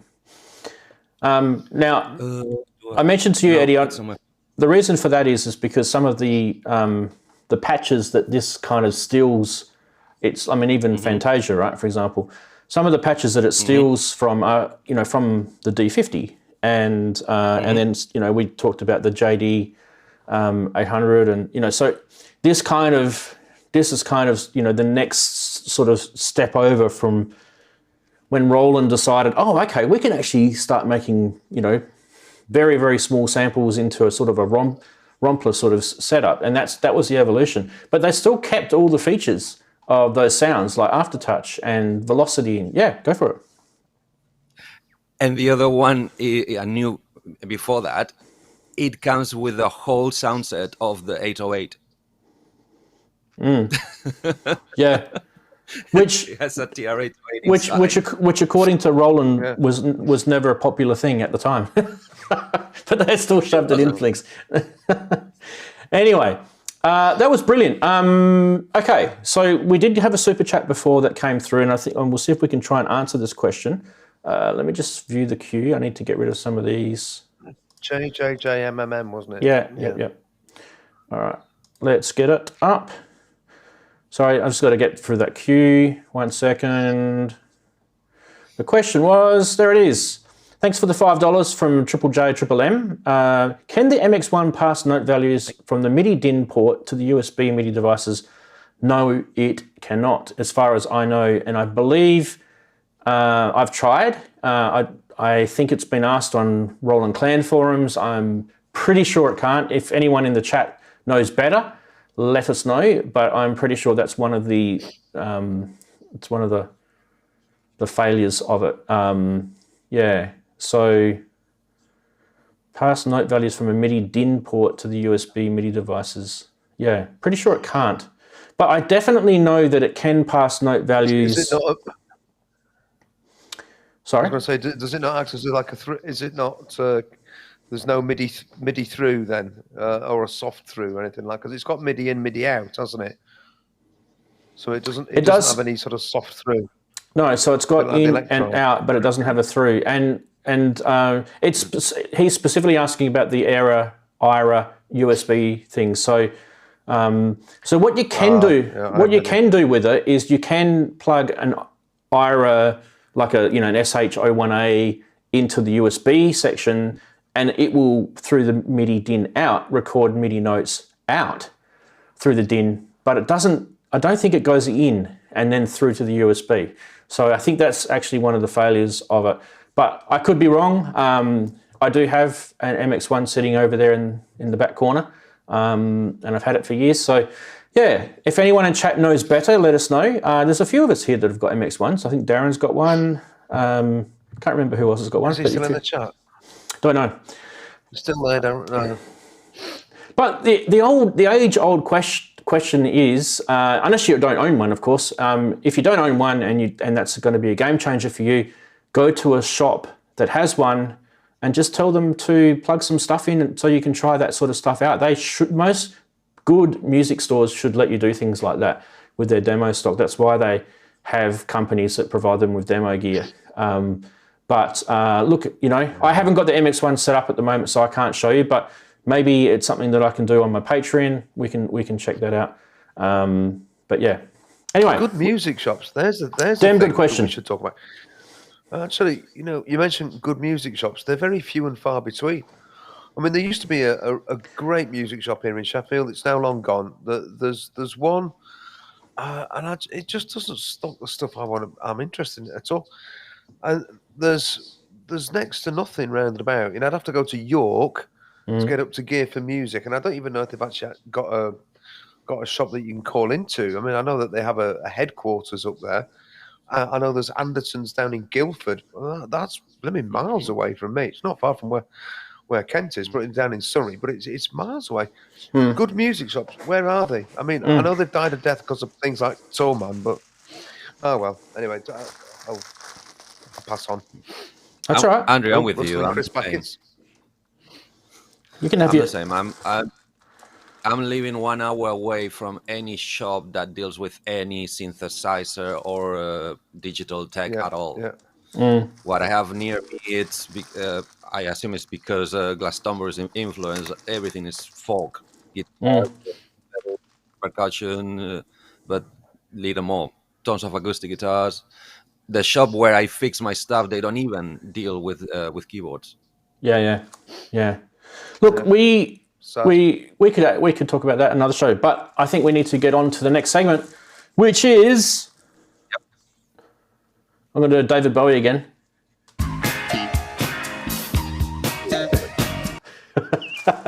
I won't get a copyright sting for like 1 second of David Bowie. That's a good point. Good old Vale David Bowie. He was pretty brilliant, wasn't he? Right, I'm going to unbox one. Yes, what am I unboxing? This is brand new from Belgium, actually. These guys are feedback modules. So this is the Mix BX. This is the Mix BX, right? I've got one installed over here in the rack, so don't worry. We're just showing you this one because it's brand new. It's just come straight out of the bag. Oh, I love that smell of brand new stuff, don't you? Give it a good sniff. Breathe in all those COVID viruses. I'm just showing you guys a bit of a look at the electronics and the back of it. Oh, it's upside down. All the electrons are going to fall out. There we go. Better. Serial number 0038. See, you can see that's a pretty early model, that one. Okay, so what is the Mix BX all about? You may be asking. Well, okay, so basically it's a eurorack mix module. Let's go over to my rack and in a rack and have a look at it. There it is there. See, I bought two of them. I bought two of them for a reason because I'm making two cases and it's going to be one in each case. Now, what is good about this is it's based on the, I think it was a Boss mixer called the BX8. Was it Roland or Boss? I think it's Boss. In fact, I might have a photograph of it somewhere. I'll dig it up a bit later. And the reason why there's a bit of a love for those old Boss BX8 mixers is because of the way the analog inputs overdrived. And the gain overdrived, the low and the high. You can see here how it's got the low and the high EQ. They also overdrived as well. So you can overdrive this input. Beautiful sort of warm sounding overdrive with the gain. The low and the high EQ can be overdriven. And then also the level here can be overdriven as well. Another nice feature with this is that you've got two auxiliary sends and you've also got a pan and then you've got mute switches down the bottom. Now, I like the position of those mute switches because you can literally just run your finger along the bottom like that and everything's muted. and then you want to pull it back on, it's just a toggle. And your fingers don't, I mean, the eurorack modules are pretty small. This is a pretty decent sized one, obviously. But the good thing about it is that if you want to mute something, it's just, you push it up, and that's actually the proper way. You wouldn't want to have to pull it down to mute because you'd get in the way of that control. So to push it up to mute and to pull it down to enable it. So let's have a listen. All right, to enable the listening features of this, I am going to need to, I think I need to press this here. Just give me a sec, I need to turn something off here, there, and this on here. And we're going to press, what we're going to do is, I'll just give you a little lay of the land. So you can see everything's all connected up at the back here. I've got every single input connected. And I've also got my 2 aux sends connected, and I've got 2 stereo returns connected, and I'll show you what those are. So the first of my stereo aux, who's doing that? Someone's playing a harmonica in the background. Is that you, Eddie? Sorry. Yes, sorry. Okay. So the first aux send is the Typhon, which is like a clouds module, and you can do it. The good thing about these is you can do a mono input because they're normalized, and you can do a stereo output. And the same with the second one is my Magneto, which we talked about earlier, actually. So they're my 2 aux sends just for now, just because it's easy and it's my show and I can do what I want. What else have we got? We've got a sequencer happening. We've got the Varigate 8 Plus. So what am I running on that? I'm running 4 tracks on the 8 that you can do, and I'm running the 2 CVs on it as well. So 2 pitch CVs. We're going to be listening to the Bassimilis Iteratus. Yay, isn't that cool? We're also going to be listening to the Behringer Brains. We're going to be listening to the Behringer 110 System 1M, which also is controlled by the Metropolis, which is the IntelliJoy Metropolis. This is the version 1, it's the old one. I'm also going to use the Behringer sequencer to the left of it, the one, I think it's the, what is it called? The 182. So I'm going to use that. The reason why I'm going to use that is because I'm running PAMs as a clock master. And the good thing about PAMs is you can do things like half beats and 50% swings and all sorts of cool stuff in it with your gates. So that's all going to be fun and games until the fat lady sings. Right, let's hit play on or start on the PAMs and see what we've got. What should we start with? Should we start with, what about a Roland System 500 sound? Now you guys should be able to hear that, right? Because I need to unmute my thing. What you've got there is, we'll just do the System 500 for now. It's basically, the Varigate is sequencing it. It's going through, these are all System 500 modules, by the way. So you've got the oscillator, which is a sawtooth. You've got the VCF, which is the 521 module. The VCA module, the 530. The envelope generator, which is the 540.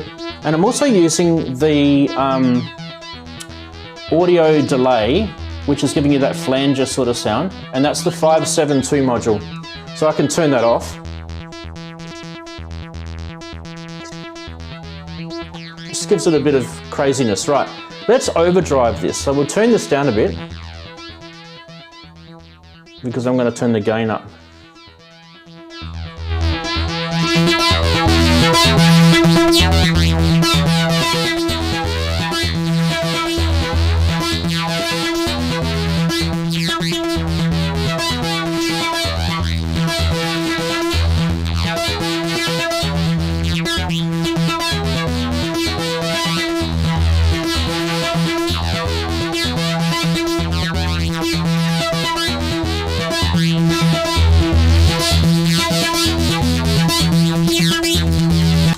Right, so that is me maxing out the gain and maxing out the low and the high, and just listen to how this thing just screams.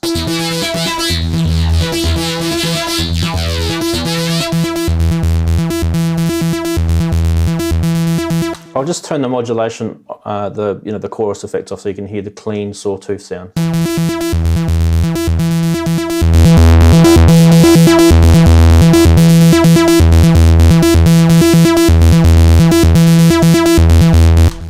is an impressive mixer. I mean, I love analog mixers that can do this sort of stuff, but for Eurorack level, this is really, really cool. All right, so let's back it all off back to normalities, and let's just have a listen to some clean sounds.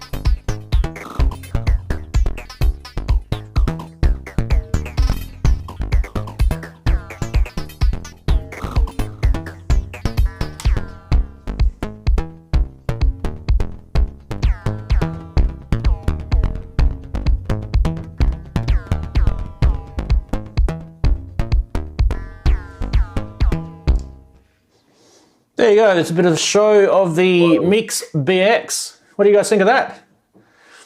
I better turn off this audio here. There we go. One question. I think it sounds wicked. Yeah, go with Eddie's question first. What did you have in channel 6?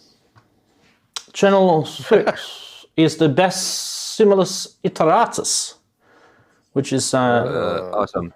Did you drove that one? Did you gain it up? No, the channel 5 was the gained. That was the Roland System 500. That was the thing that I drove at the start. That was like square wave, analog sort of thing. Could you do it for me for a second, please? Yes, I can do anything. Okay, so drive it again. Hang on a sec. Let me turn the audio on. Number 6. Oh, you want me to drive number 6? Yes. Okay, this is going. To hear the Bassimus driven. Nice.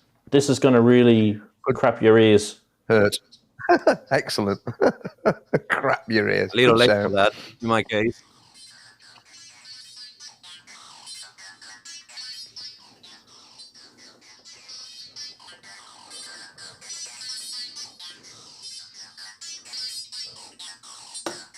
It's a little quiet.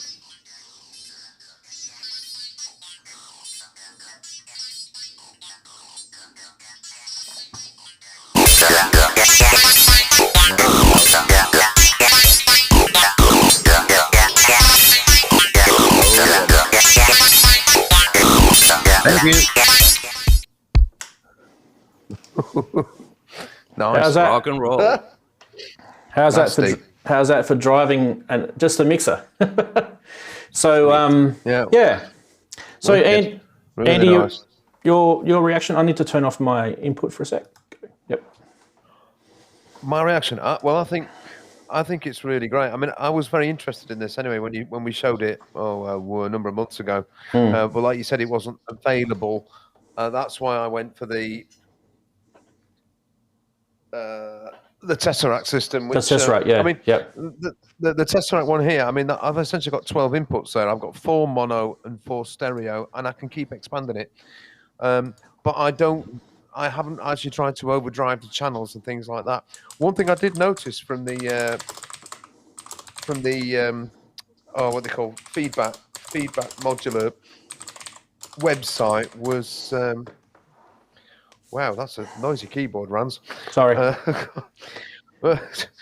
I should have muted myself then. They also do a range of modules which are designed to overdrive like different mixers used to. So you've got the BX one, there's the CR, like the Mackie, the original Mackie CR 1604. Now that used to overdrive beautifully. Like we were talking earlier, weren't we, Eddie, about you overdriving the channels. Mackie, the old Mackie desks used to overdrive beautifully. Now I've never tried it with my new one particularly.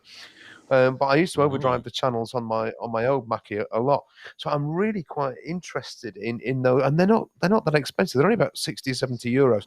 So I might just as a like, almost like a channel strip, just as a distortion unit, be quite intrigued by that too. So yeah, actually, yeah, nice one, Rance. Thanks for demonstrating how that sounds. Yeah, no problem. Also, a big shout out to feedback modules who are in the chat too. Hello. Yeah. Oh, they're big there. hello. Hey, feedback. Yeah. Big hello to you. Try some kick. Fantastic. Oh, love your modules. Okay. It's not the first module I bought from these guys either. So you guys know that I bought the Juno Chorus, which I absolutely swear by. I always talk about that module. So they're probably one of my favorite Eurorack module makers at the moment. They do really, really good stuff. I just thought I'd show you guys a graphic, if I can get it to work in the system here. I wanted to show you a graphic, which is a photo of the actual original Boss BX8. That's what it looked like, the original one. So what I found, I do actually remember these mixes. So these were like sworn by the DJs of the 90s. The reason for it is the channel was overloaded, and as a result, you could really sort of just grunge up the input, and it just gave such a warm sort of overdriven sound. And also, you can back it off, and it's just a really nice, clean sounding analog mixer. And they were just really, really compact, and yeah, just one of those products that that companies release over the years, and then all of a sudden people find these quirky behaviors of the way they were engineered, and as a result now we're getting Eurorack modules built after them. So really, really happy with that. A couple of things that if I was to sort of be part of a team that was sort of helping develop that module, a couple of things that I would like to see, maybe if you're going to do a Mark II or a different version of it, I'd like to see maybe some sort of LED feedback on the module, because there's actually literally none. So you can't see any LED, even just a simple LED that would show the signal coming in, so that you can see whether it's peaking or not. That might be just something just basic like that. And other than that, I actually think the layout of that is actually really, really good. I like the layout of it.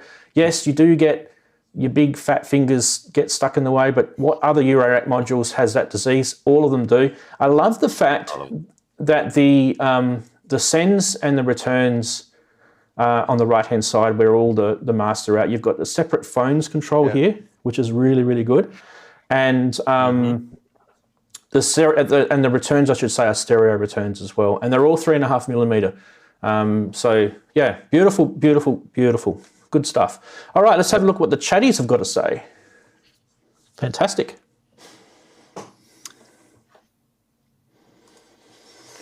Questions in the chat.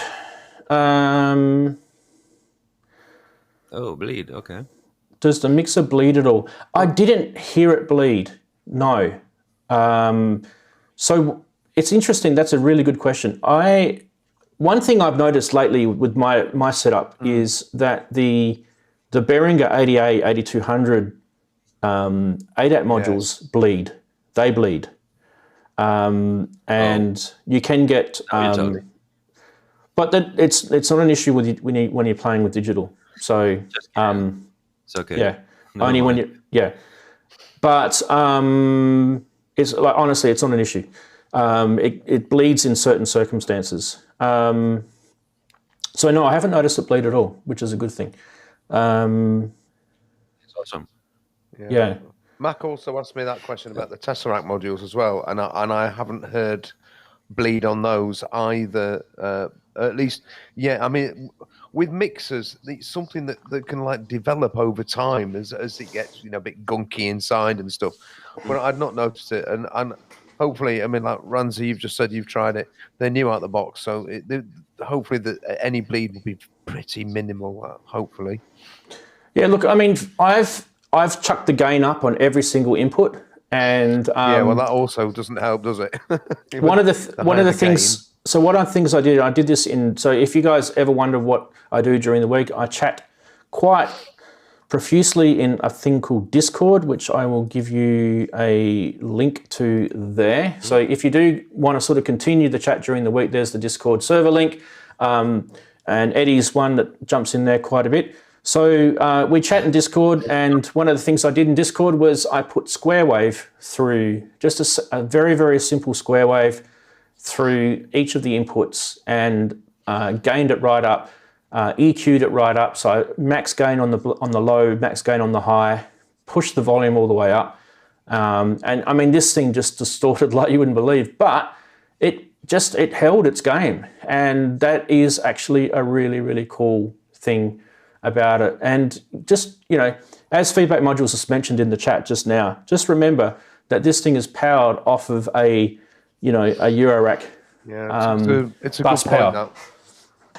So what he's managed to get out of it just from a eurorack bus power is actually insane. So if you guys want a link to the actual website where you can get it from, I'll chuck it in. And you can make some money. It's interesting that the guys from feedback there have mentioned that putting the LEDs on obviously affects the power draw, the current draw, and that sort of thing. Because it's one of the when Tesseract asked me for my feedback on these, which they did, I said it would be really lovely if there was a little LED on so that you could see whether it was, and they said, well, power, but they also mentioned that they've got another module which you can plug into it, which gives you like an LED bar graph, like a meter, an LED meter. But that's another module to buy. So I didn't buy it. Obviously, they want you to buy it as a visual feedback. But again, that will be drawing power, even more power. But it's a really good point. You've got to take into consideration. It's a really good point. Yeah. If you get an LED for signal and peaks, you could get the little scare I was talking with you before, because then you're gonna start seeing all the channels, the ones you overdrive, like lead constantly. Yeah. And that my brain is, oh my god, am I forcing too much the circuit inside? Is it gonna break? Is it gonna melt? Is it gonna? So in a way, it's better not to know. So someone asked me, does the volume go all the way to 11? There's no numbers written on there. Number line. Yeah. Yes. Well, I mean, one of the things I do is I always monitor my inputs anyway. So I look at I'm now using the RME Total Mix, and you can see in there that you can see, if that thing's going to be peaking out. Let me just make sure you guys aren't hearing it. Okay, and let's just enable the input here. All right.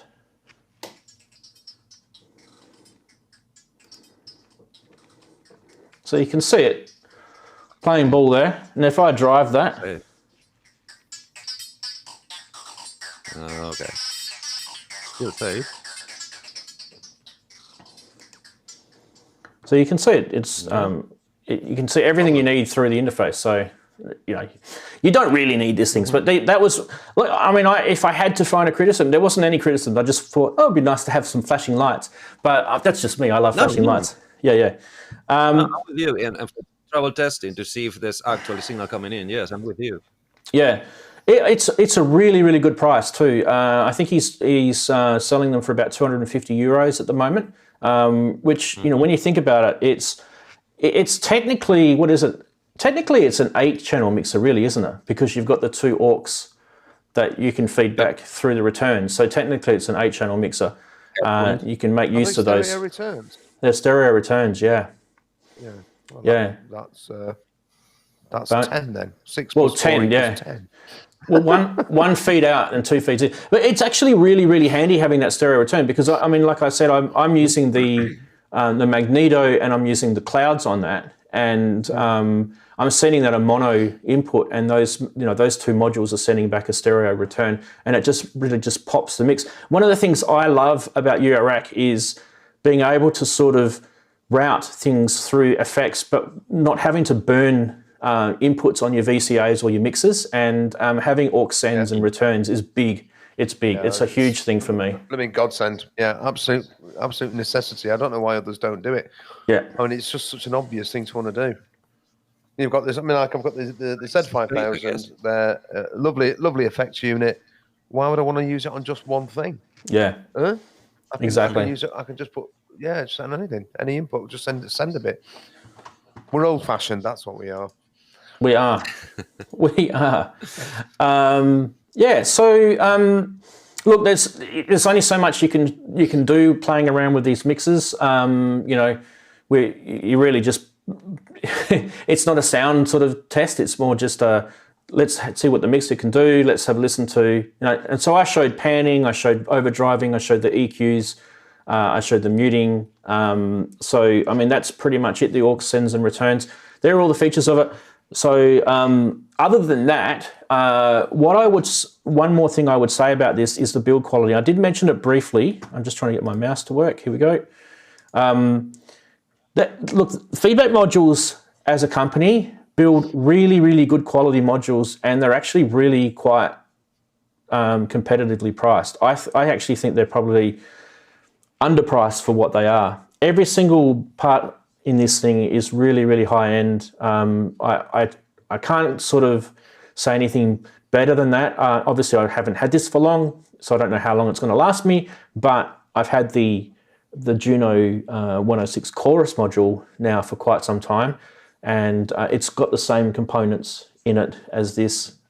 So, they're really, really good quality build. Like I can tell you that there's feedback on those knobs, but it's very, very. It's not stiff.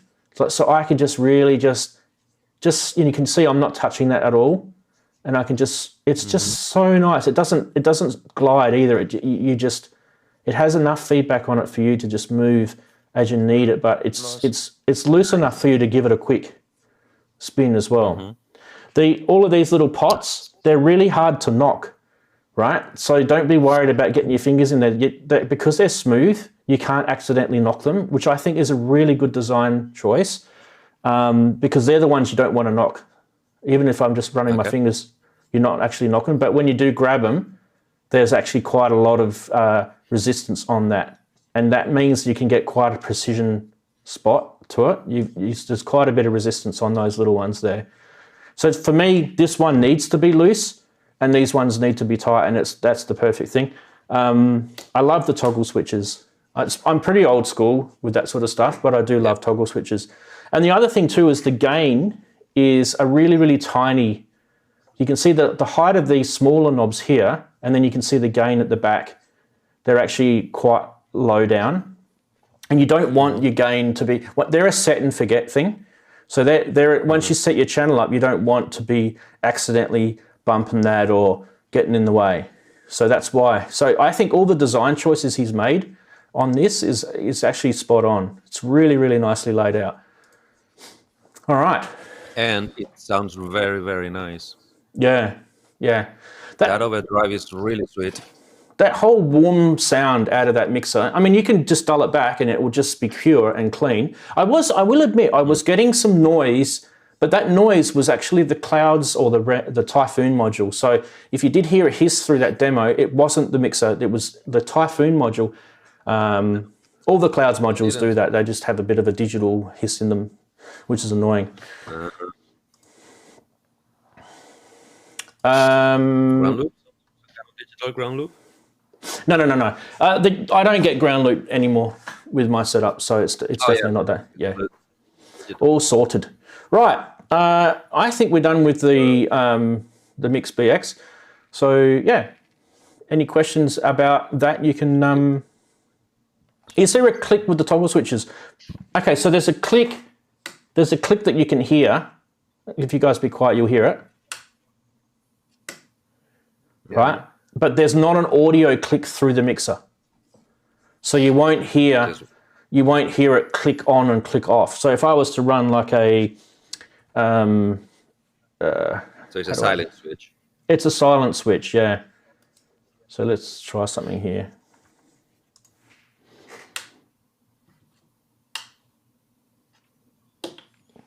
You can hear that's the Okay. My image is gone. Sorry, I've got the wrong thing on. Oh, has your camera died? No, sorry, I had the wrong thing on. Oh, there we are. Okay, you guys can hear me still? Yep. Yes. Yep.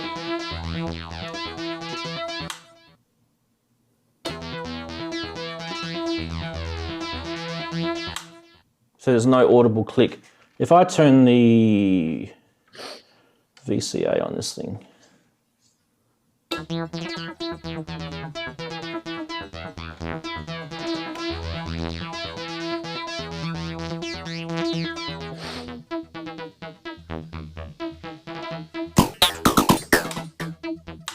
There's no, there is literally no click on that at all. Mm-hmm. Nice. Yeah, it's really well done. So yeah, good modelling. Right. Any other questions? Otherwise, we can do our Saturday Sonority, where you can basically do whatever you like, say whatever you want. Right, can I say something? Am I right to say something? Totally unrelated to BX mixers and stuff like that. As this has been going on, I've actually had a Facebook post from Ben Simpson of Pro Synth Network, and he's got a gig in Barnsley tonight, actually in the little suburb of Barnsley where I used to teach in Hoyland at the Hoyland Common Working Men's Club, which I know exactly where it is. So I think I'm going to nip up there tonight. I think the doors open at 7, but they're playing at about 9 o'clock. So I'm going to go up to Hoyland Common Working Men's Club to see Ben Simpson and Electromantics playing. So sort of an 80s covers band and stuff that he's got. So I'm quite excited about that. I'm not been out to a gig in ages. So I'm going to do that. So I'm going to get off my bum and go and do something interesting and positive. So if anybody else is round about in this area, apparently it's free it's open to anybody, even though it's at a working men's club. Anybody can turn up. I think it's only about £5 to get in, I think it said. So if anybody's around there, fancies a trip over to Hoyland Common, come and see Ben and his band. Fantastic. Cool. Nice stuff. Yay. Yeah. We're geeking back. We're back on gigging. Yeah, we're not. Yeah, exactly. That's no. Well, we're going. I'll have my face covering, but there we are.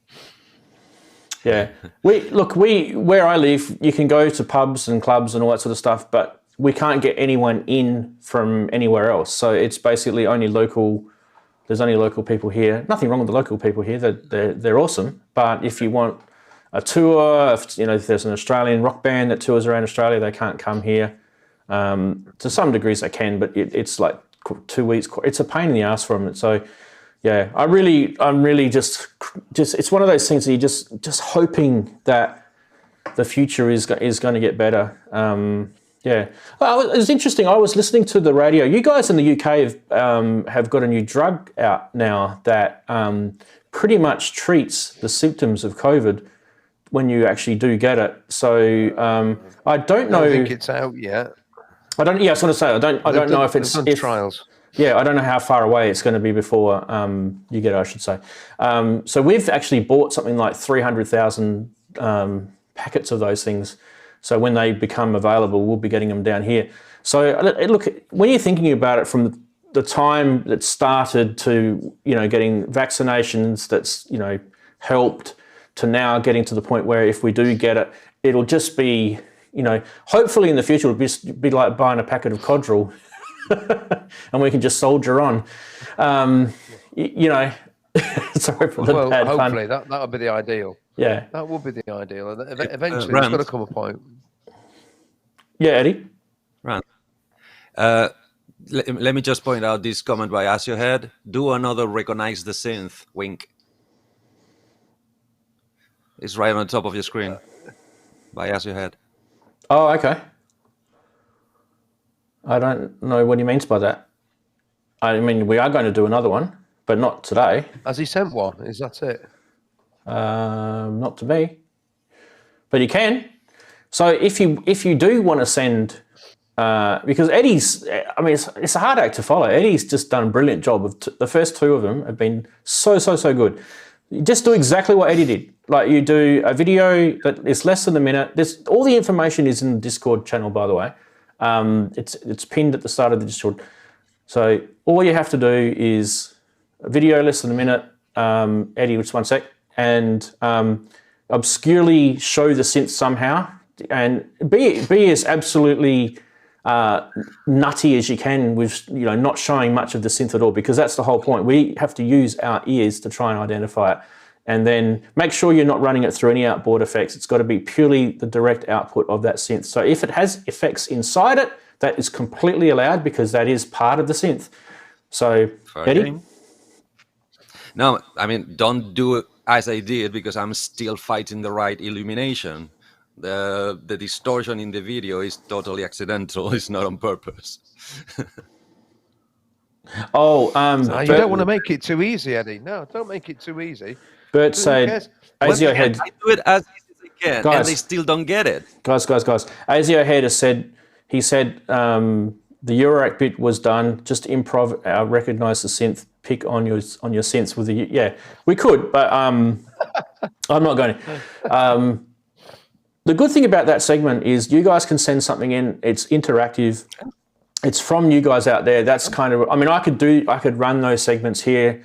I've plenty of synths here that I could do it with.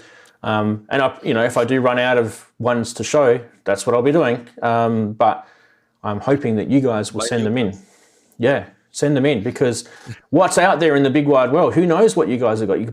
Someone's probably got an RSF Cobalt, and no one will pick that. Because Ken might have an RSF Cobalt in his shed. It's a bit like listening to a unicorn fart, isn't it? Oh yeah.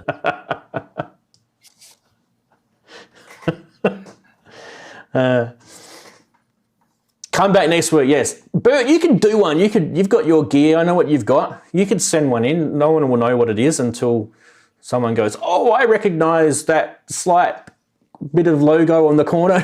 It doesn't matter. It's actually just a bit of fun. I actually admit I am enjoying that segment. It's something that I've always wanted to do, but it's one of those things that it's hard to sort of motivate people every week to do it. Don't forget to check out Soundpaint. I thoroughly do recommend that, even if you just download the free the VST or whatever you call it, standalone player. Because the grand piano that comes with it is actually, it's an 8 DIO sample. It's beautiful. But if you can afford $20 US, you can get the what was it? The Rhodes, Chip. or you can get the Commodore 64, or there's a few of them out You there. mean every instrument? Yeah. 20 quid. Yeah, Whoa, that's so awesome. it's really, really good. Like high end, like I'm talking, it did Commodore 64 library was like 64 gigabytes. And they're just, chiptune sound. So you just think about how high quality those samples are. They're really, really high quality. Yeah. What's ASIO Head saying now? Do a quiz or something? Do a quiz where we have to guess what you've eaten. I could do a bit. Here we go. Let's see. Guess the crisp packet from the. Can anyone guess what that is? Cadbury's Crunch. 12. Cadbury's something or other. Oh, we're close. It's a crunchy. Crunchy bar. It's a cream egg. Oh, caramel. Oh. Caramel. So it's not like Cadbury's, is it? So you call them caramellos. We just call them Cadbury's caramels. That's good fun. Australians can obviously cope with 2 extra letters. We could do that all day. Guess what brand pencil that is?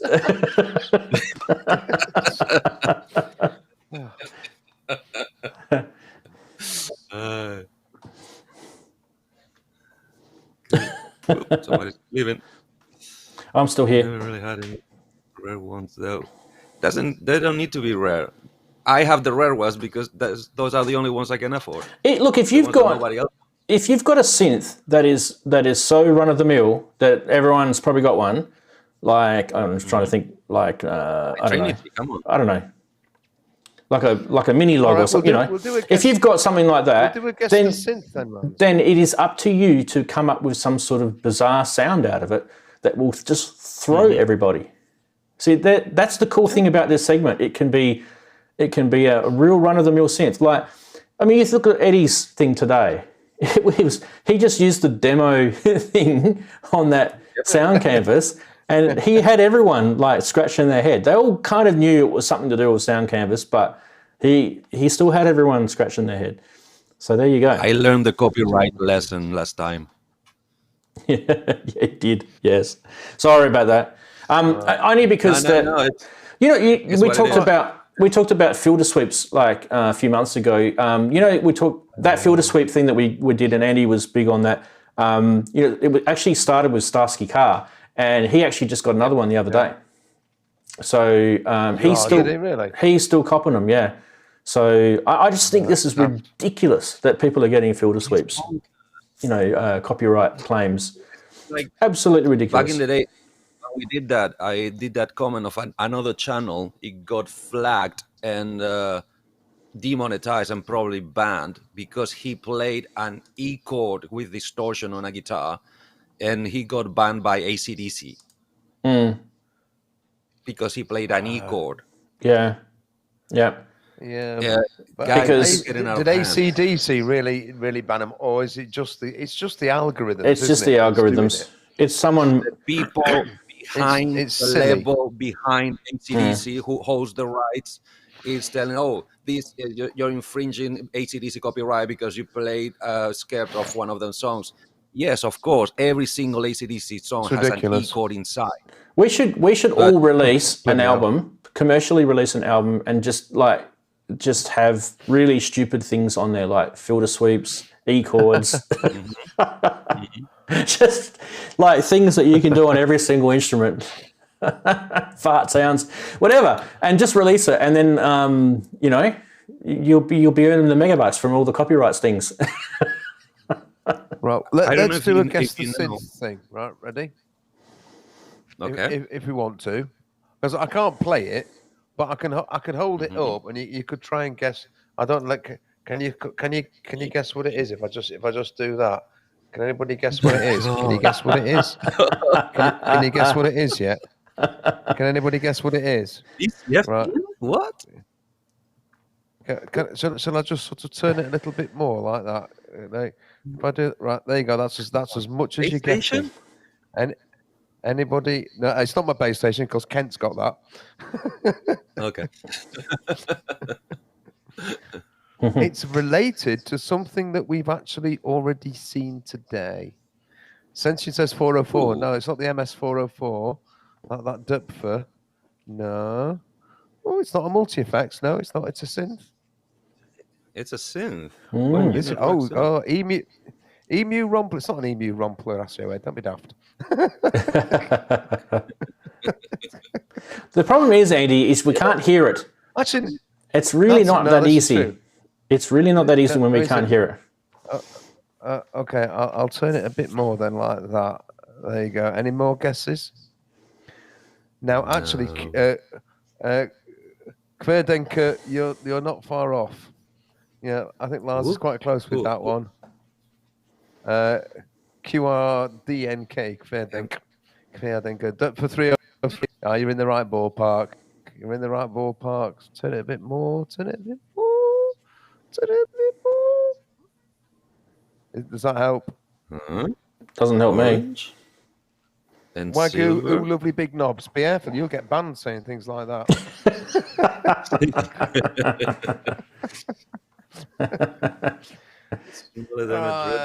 Okay, there you go. I'll turn it around. There you go. That's it.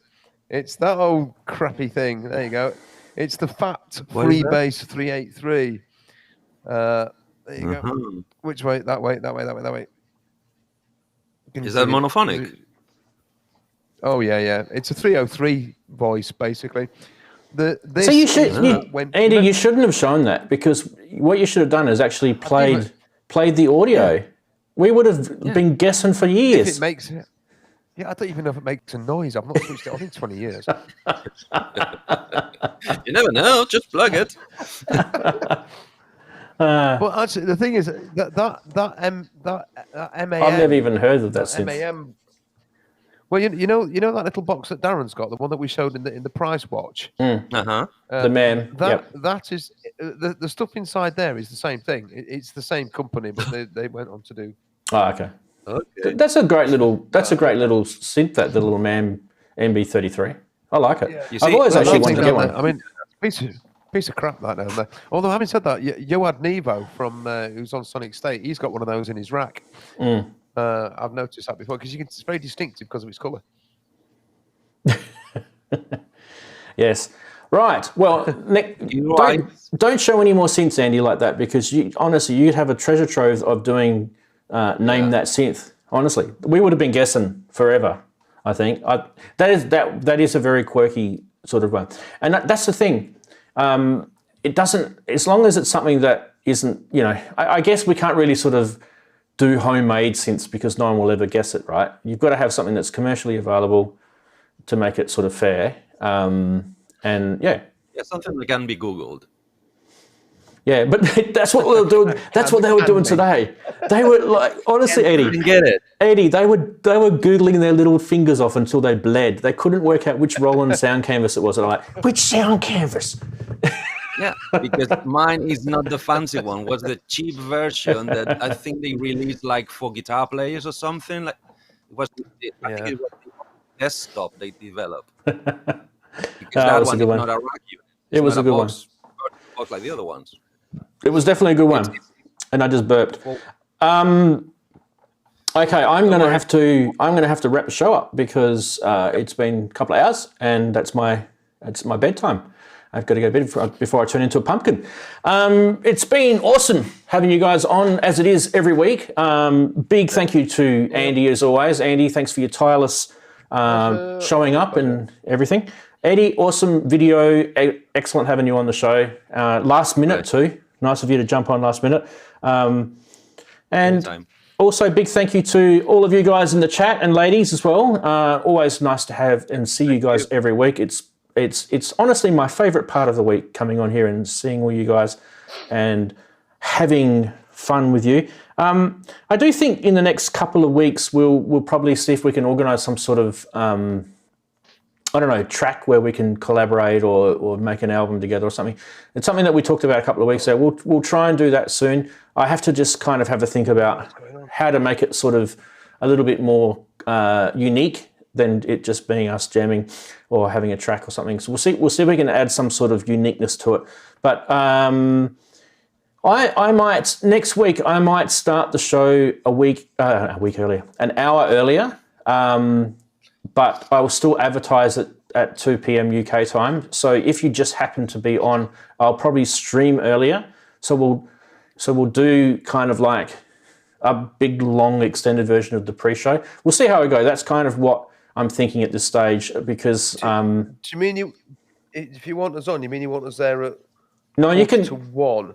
You can come whenever you want, as long as it's before the 2 o'clock your time. But I'll just start streaming. Yeah. Not that it doesn't make a big difference. It's just, I mean, because I'm I know I'm generally on a Saturday afternoon doing this. I try to get all my sort of bits and bobs done and out of the way on a Saturday morning. So. Yeah. Which is why I was conscious about not making it earlier for you guys. So I'm still going to be advertising the show as 2 p.m. UK time. So that's when you'll get the body of the people watching. But I'll probably do a extended pre-show, and then we'll start right on the snotter at 2 o'clock, and get all the regular segments out. I think that will probably work because I know there's a lot of people that were in chat. Eddie and I were talking about there was heaps of people in chat early today, whether it's because they forgot or their savings haven't finished or what. But anyway, yeah. Well, sorry guys. That the UK time of things is rubbish and we can't keep consistent with anybody just because we're the United Kingdom, and that just wouldn't do to be the same as anybody else, would it? Yes. All right. Sometimes. We're going to finish. Stupid island in the North Sea. Anyway, right, I've said my bit, right? No more politics, Andy, shut up. We're going to finish. Well, you say goodbye, everybody. Bye-bye, everybody. Bye, everyone. See you next week. Thanks, everyone. Toodaloo.